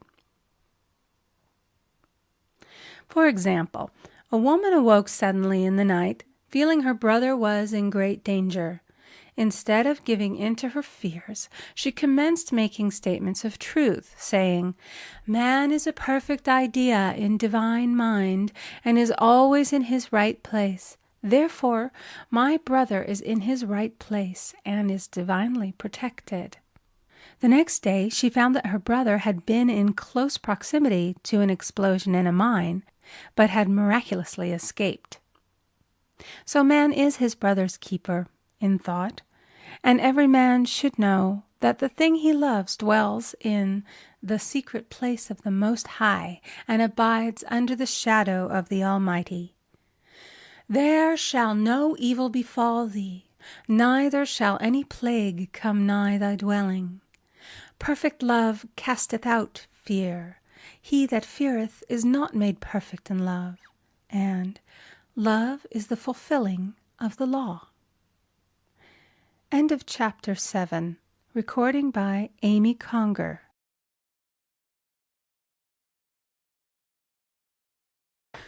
Chapter 8. Intuition or Guidance. In all thy ways acknowledge him, and he shall direct thy paths.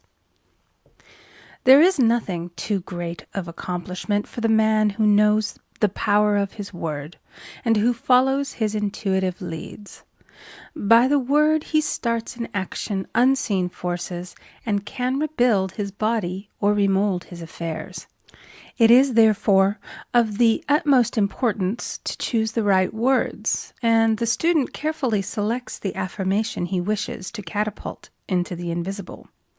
He knows that God is his supply, and that there is a supply for every demand, and that his spoken word releases this supply. Ask, and ye shall receive. Man must make the first move. Draw nigh to God, and he will draw nigh to you. I have often been asked just how to make a demonstration. I reply, speak the word, and then do not do anything until you get a definite lead. Demand the lead, saying, Infinite Spirit, reveal to me the way. Let me know if there's anything for me to do. The answer will come through intuition, or hunch, a chance remark from someone, or a passage in a book, etc., etc. The answers are sometimes quite startling in their exactness. For example, a woman desired a large sum of money. She spoke the words, Infinite Spirit, open the way for my immediate supply. Let all that is mine by divine right now reach me in great avalanches of abundance.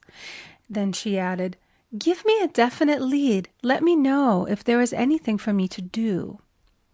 The thought came quickly. Give a certain friend, who had helped her spiritually, $100. She told her friend, who said, Wait and get another lead before giving it. So she waited, and that day met a woman who said to her, I gave someone $1 today.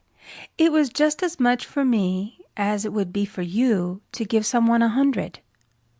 This was indeed an unmistakable lead, so she knew she was right in giving the $100. It was a gift which proved a great investment, for shortly after that, a large sum of money came to her in a remarkable way. Giving opens the way for receiving. In order to create activity in finances, one should give. Tithing, or giving 1/10 of one's income, is an old Jewish custom and is sure to bring increase. Many of the richest men in the country have been tithers and have never known it to fail as an investment. The 10th part goes forth and returns blessed and multiplied, but the gift or tithe must be given with love and cheerfulness, for God loveth a cheerful giver. Bills should be paid cheerfully. All money should be sent forth fearlessly and with a blessing. This attitude of mind makes man master of money. It is his to obey, and his spoken word then opens vast reservoirs of wealth. Man himself limits his supply by his limited vision. Sometimes the student has a great realization of wealth, but is afraid to act. The vision and action must go hand in hand, as in the case of the man who bought the fur-lined overcoat. A woman came to me asking me to speak the word for a position. So I demanded, Infinite Spirit, open the way for this woman's right position. Never ask for just a position. Ask for the right position, the place already planned in divine mind, as it is the only one that will give satisfaction. I then gave thanks that she had already received, and that it would manifest quickly. Very soon she had 3 positions offered her, 2 in New York and 1 in Palm Beach, and she did not know which one to choose. I said, ask for a definite lead. The time was almost up and was still undecided when one day she telephoned. When I woke up this morning, I could smell Palm Beach.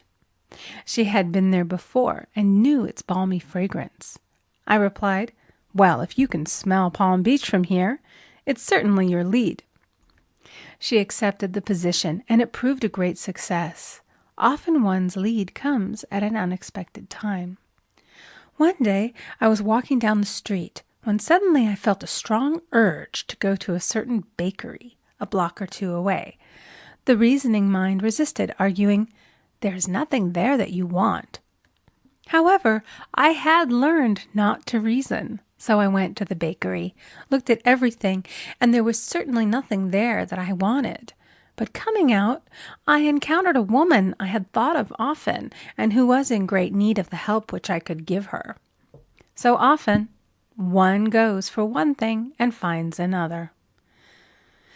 Intuition is a spiritual faculty and does not explain, but simply points the way. A person often receives a lead during a treatment.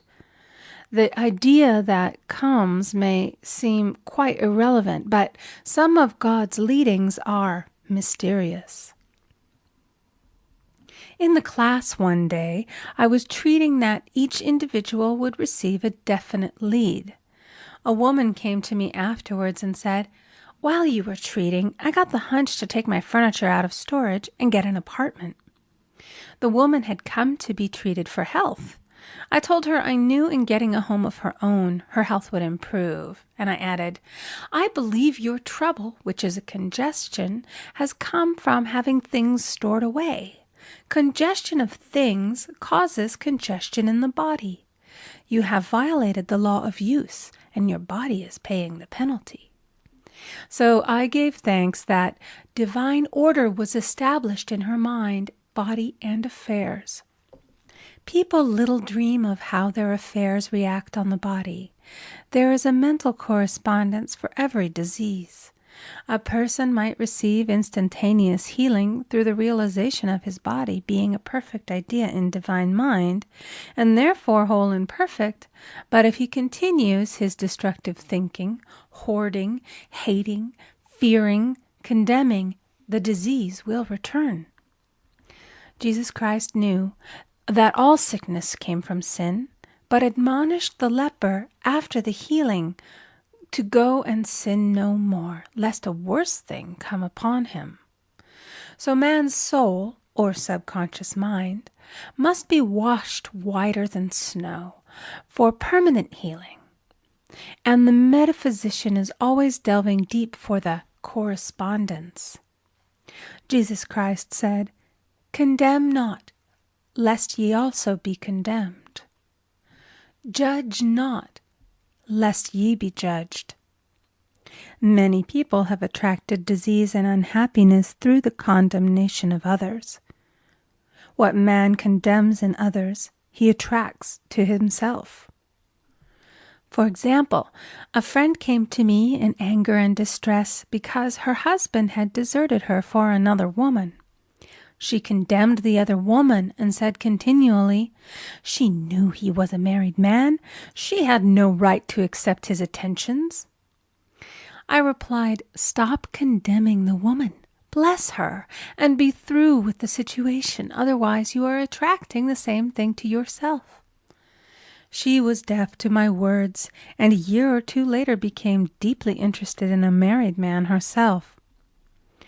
Man picks up a live wire whenever he criticizes or condemns and may expect a shock. Indecision is a stumbling block in many a pathway. In order to overcome it, make the statement repeatedly, "I am always under direct inspiration.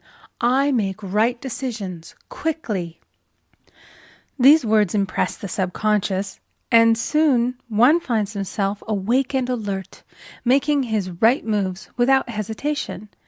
I have found it destructive to look to the psychic plane for guidance, as it is the plane of many minds and not the one mind. As man opens his mind to subjectivity, he becomes a target for destructive forces.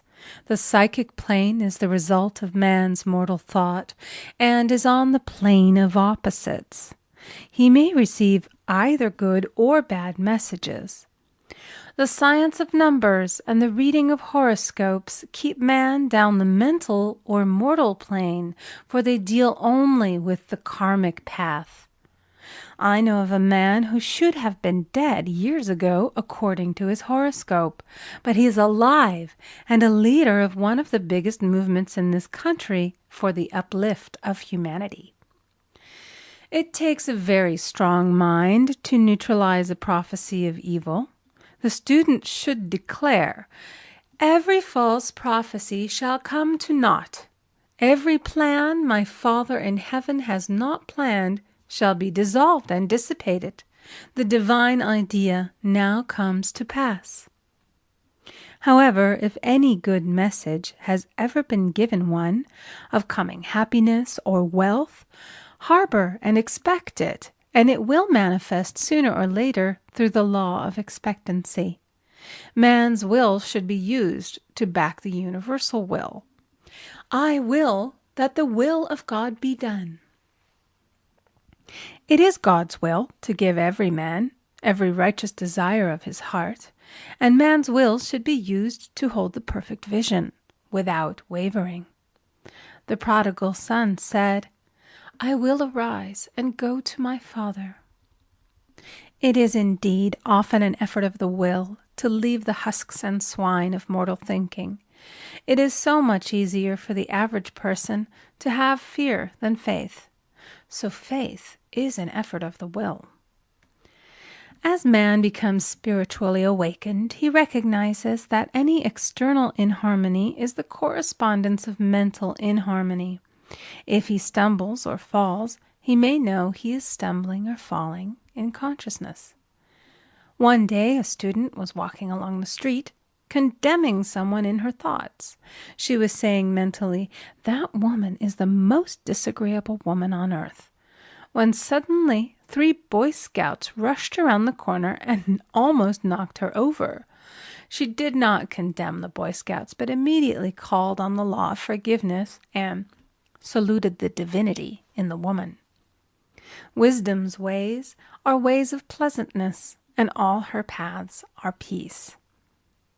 When one has made his demands upon the universal, he must be ready for surprises. Everything may seem to be going wrong, when in reality it is going right. For example, a woman was told that there was no loss in divine mind. Therefore, she could not lose anything which belonged to her. Anything lost would be returned, or she would receive its equivalent. Several years previously, she had lost $2,000. She had loaned the money to a relative during her lifetime, but the relative had died, leaving no mention of it in her will. The woman was resentful and angry, and as she had no written statement of the transaction, she never received the money, so she determined to deny the loss and collect the $2,000 from the Bank of the Universal. She had to begin by forgiving the woman, as resentment and unforgiveness closed the door of this wonderful bank. She made this statement, "I deny loss. There is no loss in divine mind. Therefore, I cannot lose the $2,000 which belong to me by divine right. As one door shuts, another opens." She was living in an apartment house which was for sale, and in the lease was a clause stating that if the house was sold, the tenants would be required to move out within 90 days. Suddenly, the landlord broke the leases and raised the rent. Again, injustice was on her pathway, but this time she was undisturbed. She blessed the landlord and said, "As the rent has been raised, it means that I'll be that much richer, for God is my supply." The new leases were made out for the advanced rent, but by some divine mistake, the 90-day clause had been forgotten. Soon after, the landlord had an opportunity to sell the house. On account of the mistake in the new leases, the tenants held possession for another year. The agent offered each tenant $200 if he would vacate. Several families moved. 3 remained, including the woman. A month or 2 passed, and the agent again appeared. This time he said to the woman, "Will you break your lease for the sum of $1,500? It flashed upon her, here comes the $2,000. She remembered having said to friends in the house, "We will all act together if anything more is said about leaving." So her lead was to consult her friends. These friends said, "Well, if they have offered you $1,500, they will certainly give $2,000. So she received a check for $2,000 for giving up the apartment. It was certainly a remarkable working of the law, and the apparent injustice was merely an opening for the way for her demonstration. It proved that there is no loss, and when man takes his spiritual stand, he collects all that is his from this great reservoir of good. I will restore to you the years the locusts have eaten. The locusts are the doubts, fears, resentments, and regrets of mortal thinking. These adverse thoughts alone rob man, for no man gives to himself but himself, and no man takes away from himself but himself. Man is here to prove God and to bear witness to the truth. And he can only prove God by bringing plenty out of lack and justice out of injustice. "Prove me now herewith, saith the Lord of hosts, if I will not open you the windows of heaven and pour out a blessing, that there shall be not room enough to receive it." End of chapter 8. Recording by Amy Conger.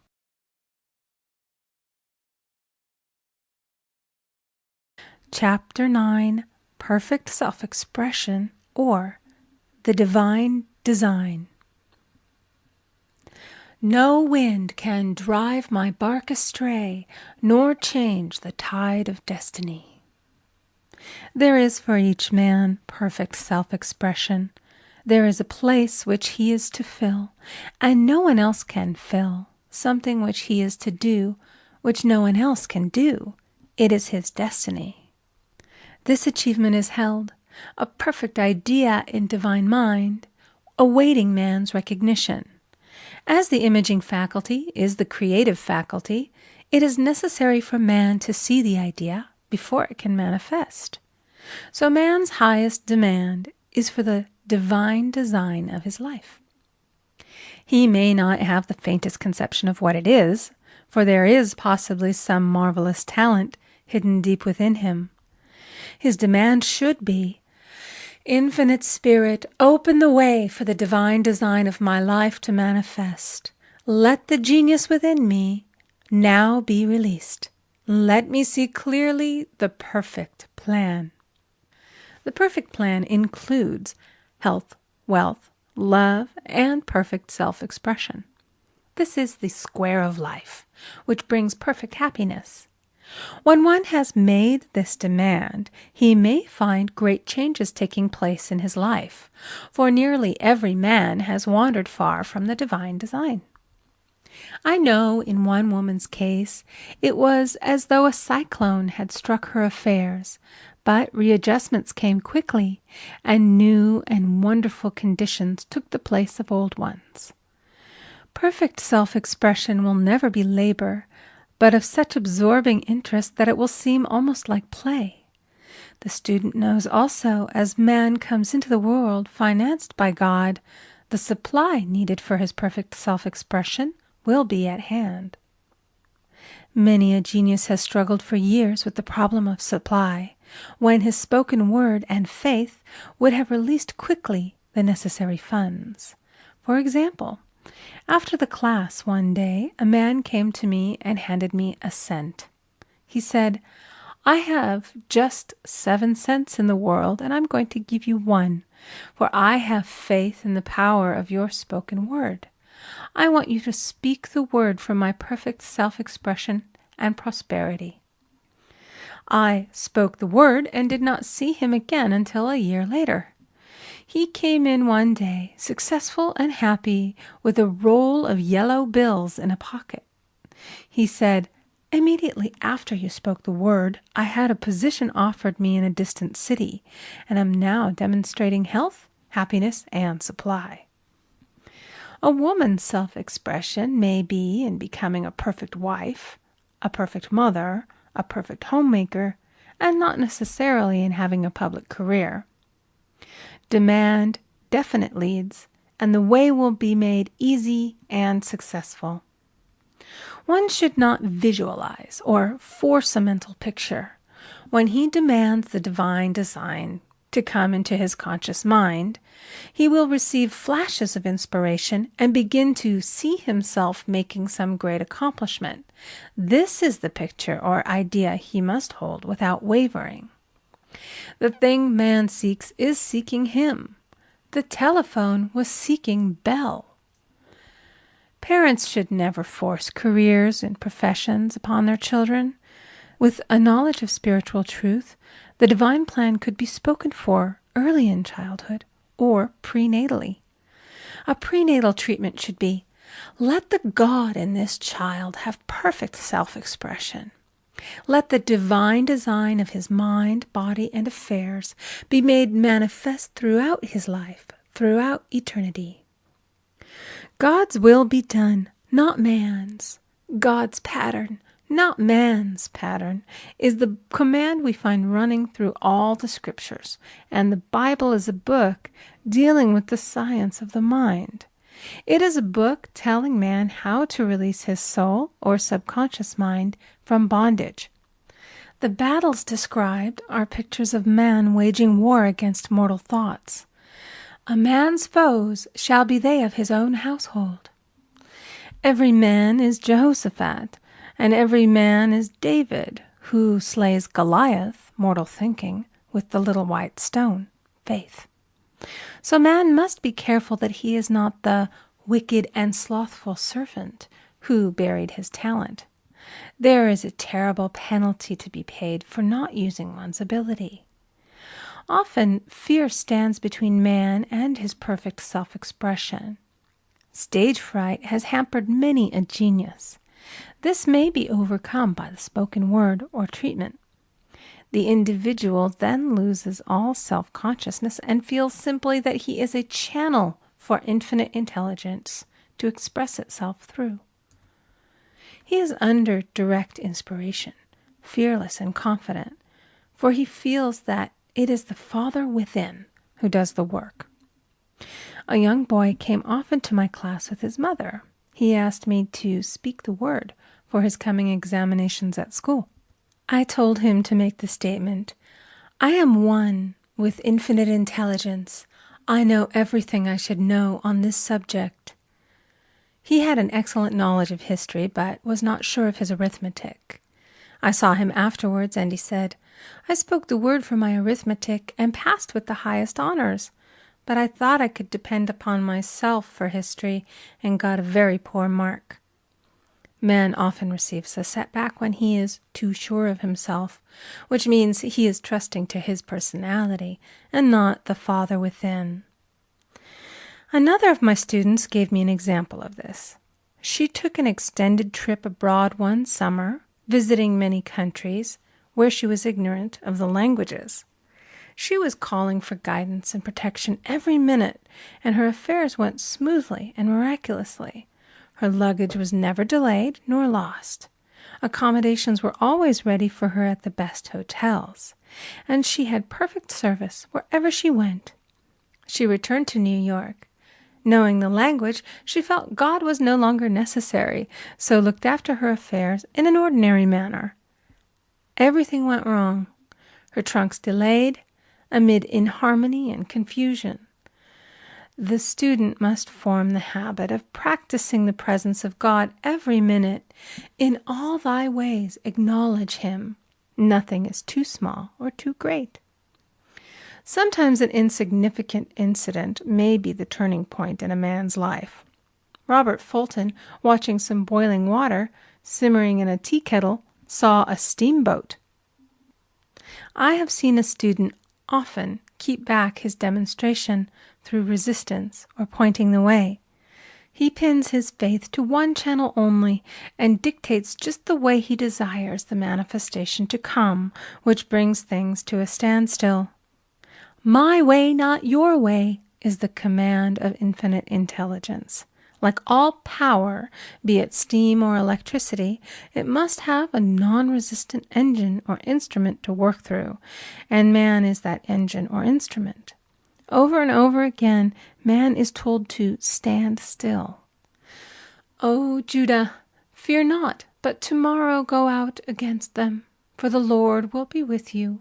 You shall not need to fight this battle. Set yourselves, stand ye still, and see the salvation of the Lord with you. We see this in the incidents of the $2,000 coming to the woman through the landlord when she became non-resistant and undisturbed, and the woman who won the man's love after all suffering had ceased. The student's goal is poise. Poise is power, for it gives God power a chance to rush through man, to will and to do its good pleasure. Poised, he thinks clearly and makes right decisions quickly. He never misses a trick. Anger blurs the visions, poisons the blood, is the root of many diseases, and causes wrong decision, leading to failure. It has been named one of the worst sins, as its reaction is so harmful. The student learns that in metaphysics, sin has a much broader meaning than in the old teaching. Whatsoever is not of faith is sin. He finds that fear and worry are deadly sins. They are inverted faith, and through distorted mental pictures bring to pass the thing he fears. His work is to drive out these enemies from the subconscious mind. When man is fearless, he is finished. Maeterlinck says that man is God afraid. So, as we read in the previous chapters, man can only vanquish fear by walking up to the thing he is afraid of.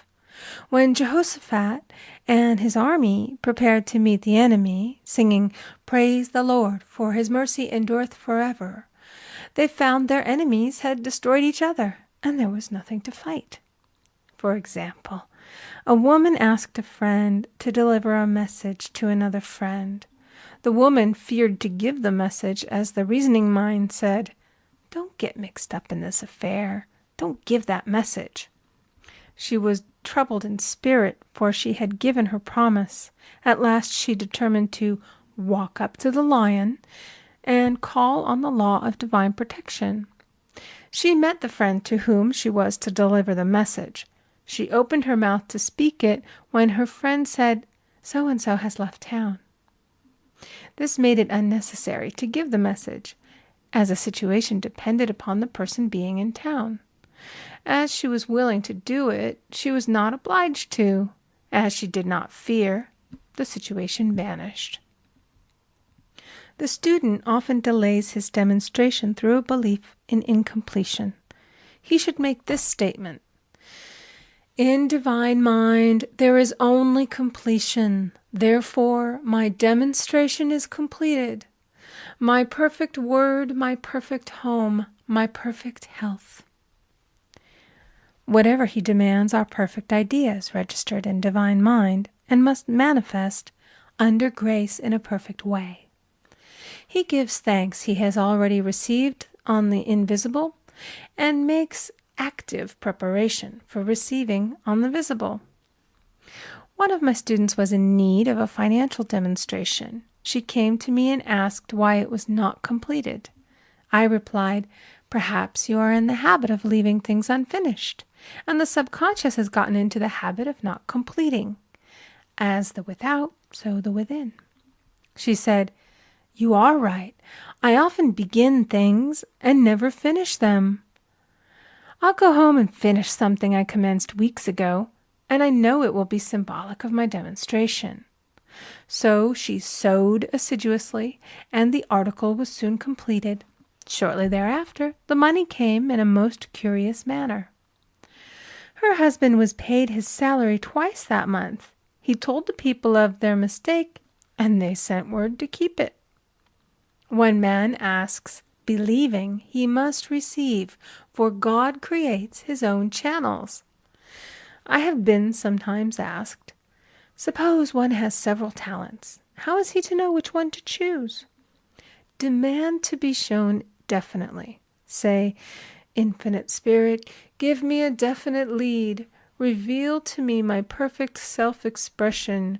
Show which talent I am to make use of now. I have known people to suddenly enter a new line of work and be fully equipped with little to no training, so make the statement, I am fully equipped for the divine plan of my life, and be fearless in grasping opportunities. Some people are cheerful givers, but bad receivers. They refuse gifts through pride or some negative reason, thereby blocking their channels, and invariably find themselves eventually with little or nothing. For example, a woman who had given away a great deal of money had a gift offered her of several $1,000s. She refused to take it, saying she did not need it. Shortly thereafter, her finances were tied up, and she found herself in debt for that amount. Man should receive gracefully the bread returning to him upon the water. Freely ye have given, freely ye shall receive. There is always the perfect balance of giving and receiving, and though man should give without thinking of returns, he violates law if he does not accept the returns which come to him, for all gifts are from God, man being merely the channel. A thought of lack should never be held over the giver. For example, when the man gave me 1 cent, I did not say, "Poor man, he cannot afford to give me that."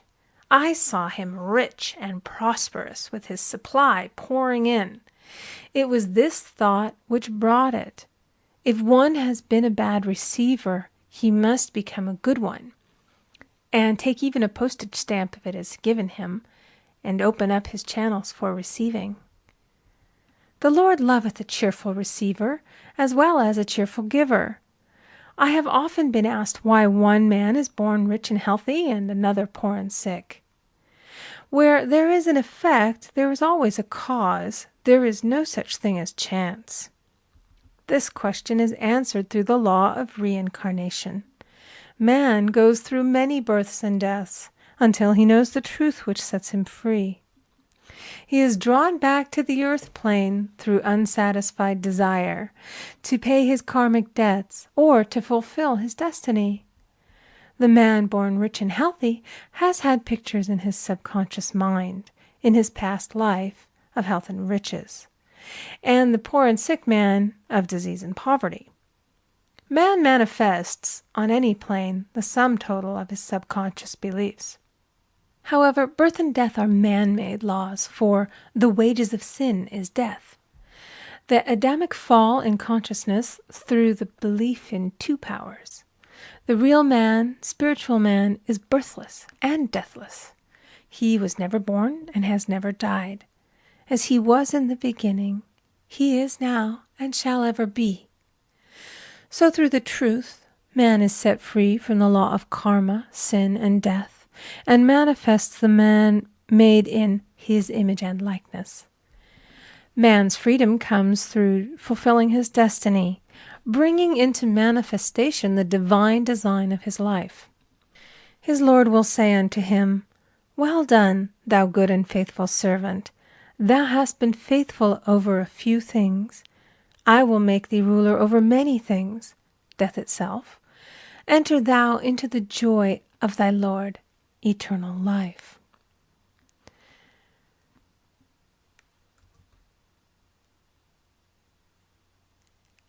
End of Chapter 9. Recording by Amy Conger.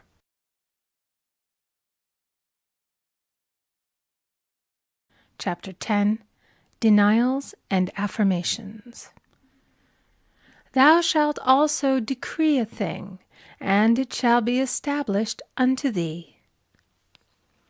All the good that is to be made manifest in man's life is already an accomplished fact in divine mind, and is released through man's recognition or spoken word.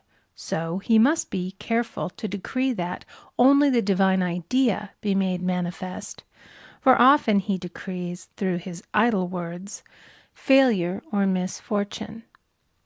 It is therefore of the utmost importance to word one's demands correctly, as stated in a previous chapter. If one desires a home, friend, position, or any other good thing, make the demand for the divine selection. For example, Infinite Spirit, open the way for my right home, my right friend, my right position. I give thanks that it now manifests under grace in a perfect way. The latter part of this statement is most important. For example, I knew a woman who demanded $1,000. Her daughter was injured, and they received $1,000 indemnity, so it did not come in a perfect way. The demand should have been worded in this way: Infinite Spirit, I give thanks that the $1,000, which is mine by divine right, is now released and reaches me under grace in a perfect way. As one grows in a financial consciousness, he should demand that the enormous sums of money which are his by divine right reach him under grace in perfect ways. It is impossible for man to release more than he thinks is possible, for one is bound by the limited expectancies of the subconscious. He must enlarge his expectancies in order to receive in a larger way. Man so often limits himself in his demands. For example, a student made the demands for $600 by a certain date. He did receive it, but heard afterwards that he came very near receiving $1,000, but he was given just $600 as a result of his spoken word. They limited the Holy One of Israel. Wealth is a matter of consciousness. The French have a legend giving an example of this. A poor man was walking along a road when he met a traveler, who stopped him and said, "My good friend, I see that you are poor. Take this gold nugget, sell it, and you will be rich all your days." The man was overjoyed at his good fortune and took the nugget home. He immediately found work and became so prosperous that he did not sell the nugget. Years passed, and he became a very rich man. One day he met a poor man on the road. He stopped him and said, "My good friend, I will give you this gold nugget, which, if you sell, will make you rich for life." The mendicant took the nugget, had it valued, and found it was only brass. So we see, the first man became rich through feeling rich, thinking the nugget was gold. Every man has within him a gold nugget. It is his consciousness of gold, of opulence, which brings riches into his life. In making his demands, man begins at his journey's end. That is, he declares he has already received. "Before ye call, I shall answer." Continually affirming establishes the belief in the subconscious. It would not be necessary to make an affirmation more than once if one had perfect faith. One should not plead or supplicate, but give thanks repeatedly that he has received. The desert shall rejoice and blossom as the rose. This rejoicing, which is yet in the desert state of consciousness, opens the way for release. The Lord's Prayer is in the form of command and demand. "Give us this day our daily bread, and forgive us our debts as we forgive our debtors," and ends in praise. "For thine is the kingdom and the power and the glory forever. Amen. Concerning the works of my hands, command ye me." So prayer is command and demand, praise and thanksgiving. The student's work is in making himself believe that with God all things are possible. This is easy enough to state in the abstract, but a little more difficult when confronted with a problem. For example, it was necessary for a woman to demonstrate a large sum of money within a stated time.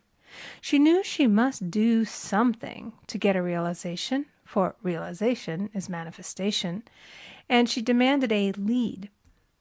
She was walking through a department store when she saw a very beautiful pink enamel paper cutter.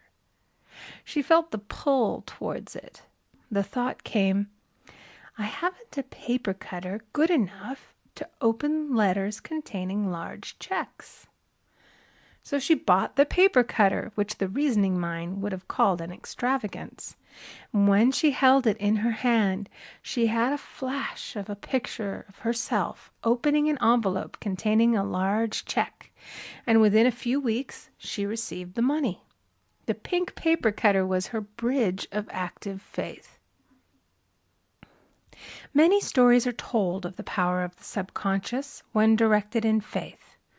For example, a man was spending the night in a farmhouse.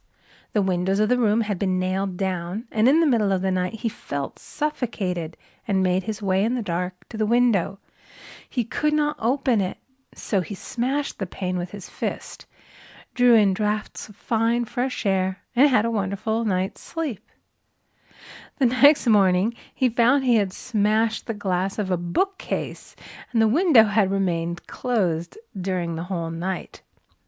He had supplied himself with oxygen simply by his thought of oxygen. When a student starts out to demonstrate, he should never turn back. Let not that man who wavers think that he shall receive anything of the Lord. A student once made this wonderful statement. When I ask the Father for anything, I put my foot down and I say, Father, I'll take nothing less than I've asked for, but more. So man should never compromise. Having done all, stand. This is sometimes the most difficult time of demonstrating. The temptation comes to give up, to turn back, to compromise. He also serves who only stands and waits. Demonstrations often come at the 11th hour because man then lets go, that is, stops reasoning, and infinite intelligence has a chance to work. Man's dreary desires are answered drearily, and his impatient desires long delayed or violently fulfilled. For example, a woman asked me why it was she was constantly losing or breaking her glasses. We found she often said to herself and others with vexation, I wish I could get rid of my glasses. So her impatient desire was violently fulfilled.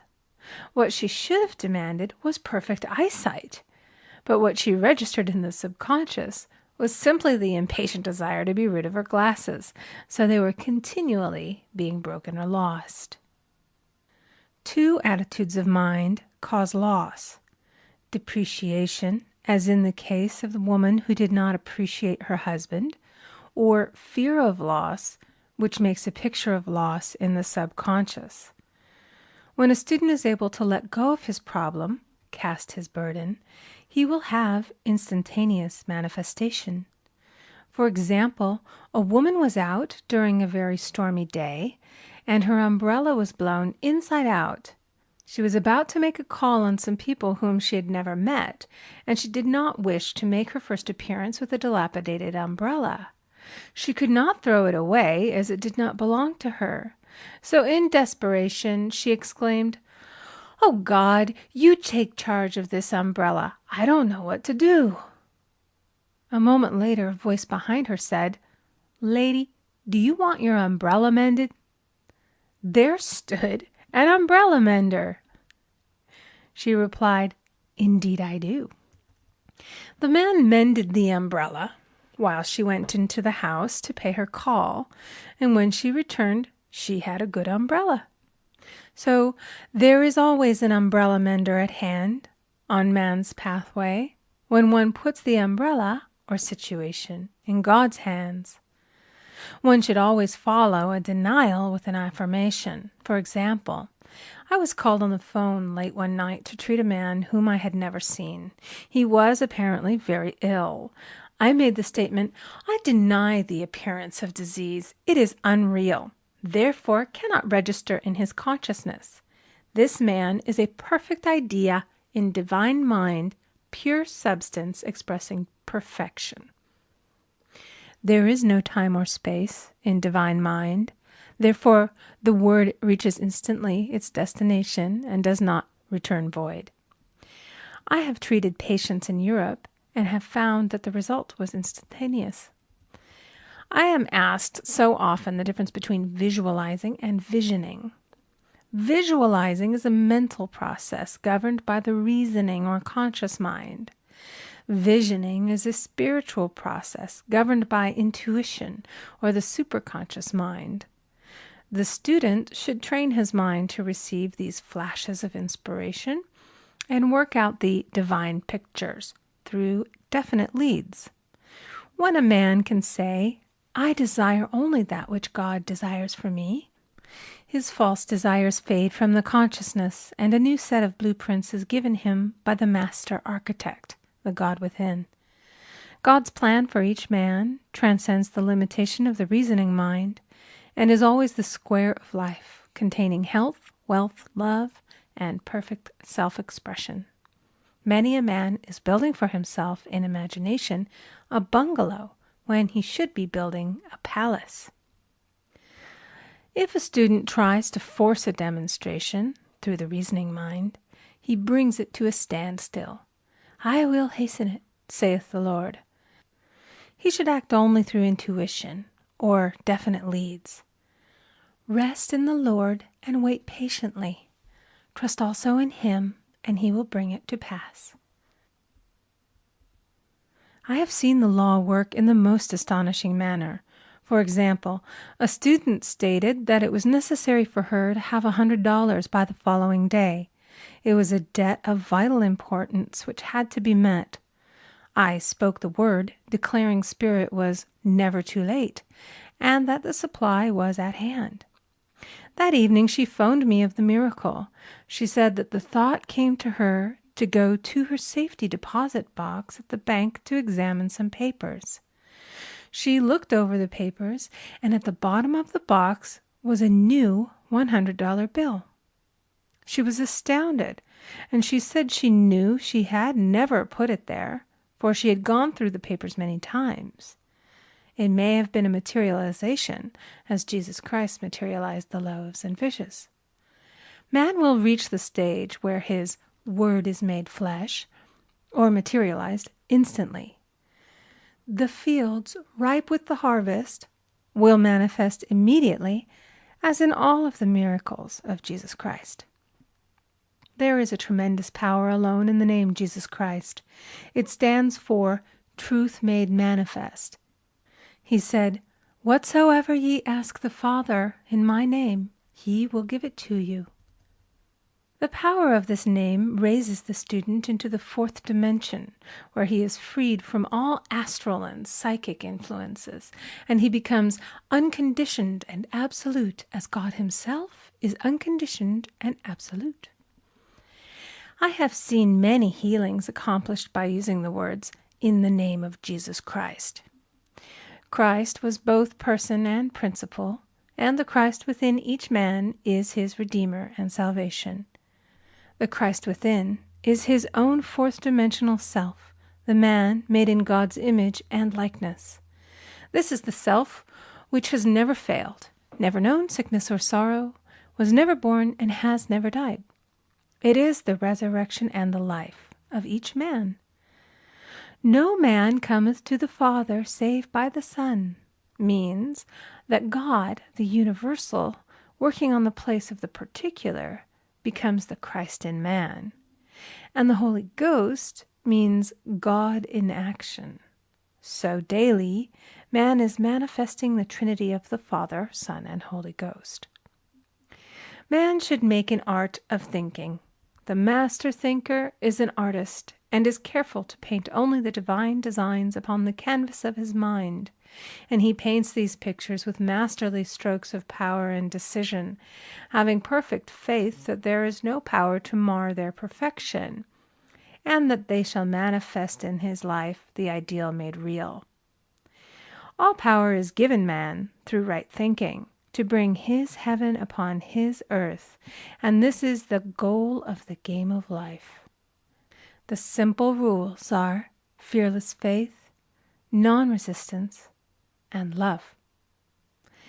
May each reader be now freed from that thing which has held him in bondage through the ages, standing between him and his own, and know the truth which makes him free.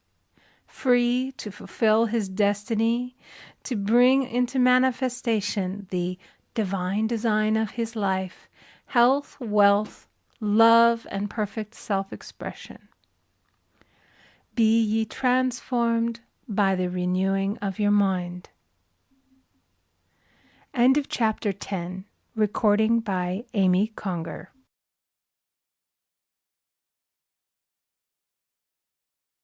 Chapter 11. Denials and Affirmations. For prosperity.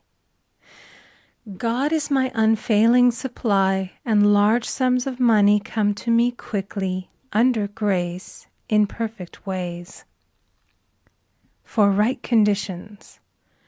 Every plan my Father in heaven has not planned shall be dissolved and dissipated, and the divine idea now comes to pass.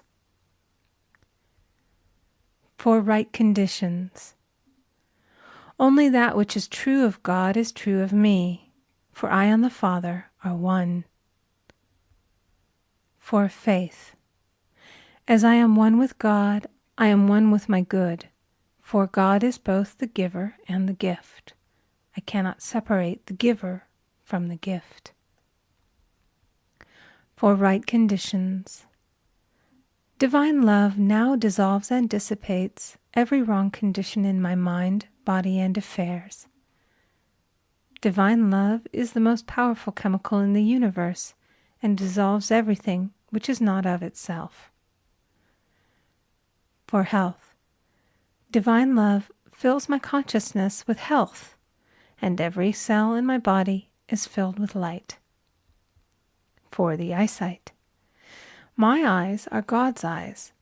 I see with the eyes of spirit. I see clearly the open way. There are no obstacles on my pathway. I see clearly the perfect plan. For guidance. I am divinely sensitive to my intuitive leads, and give instant obedience to thy will. For the hearing. My ears are God's ears. I hear with the ears of spirit. I am non-resistant, and am willing to be led. I hear glad tidings of great joy. For right work. I have a perfect work in a perfect way. I give a perfect service for perfect pay. For freedom from all bondage. I cast this burden on the Christ within, and I go free. End of chapter 11. Recording by Amy Conger. End of The Game of Life and How to Play It by Florence Scovel Shinn.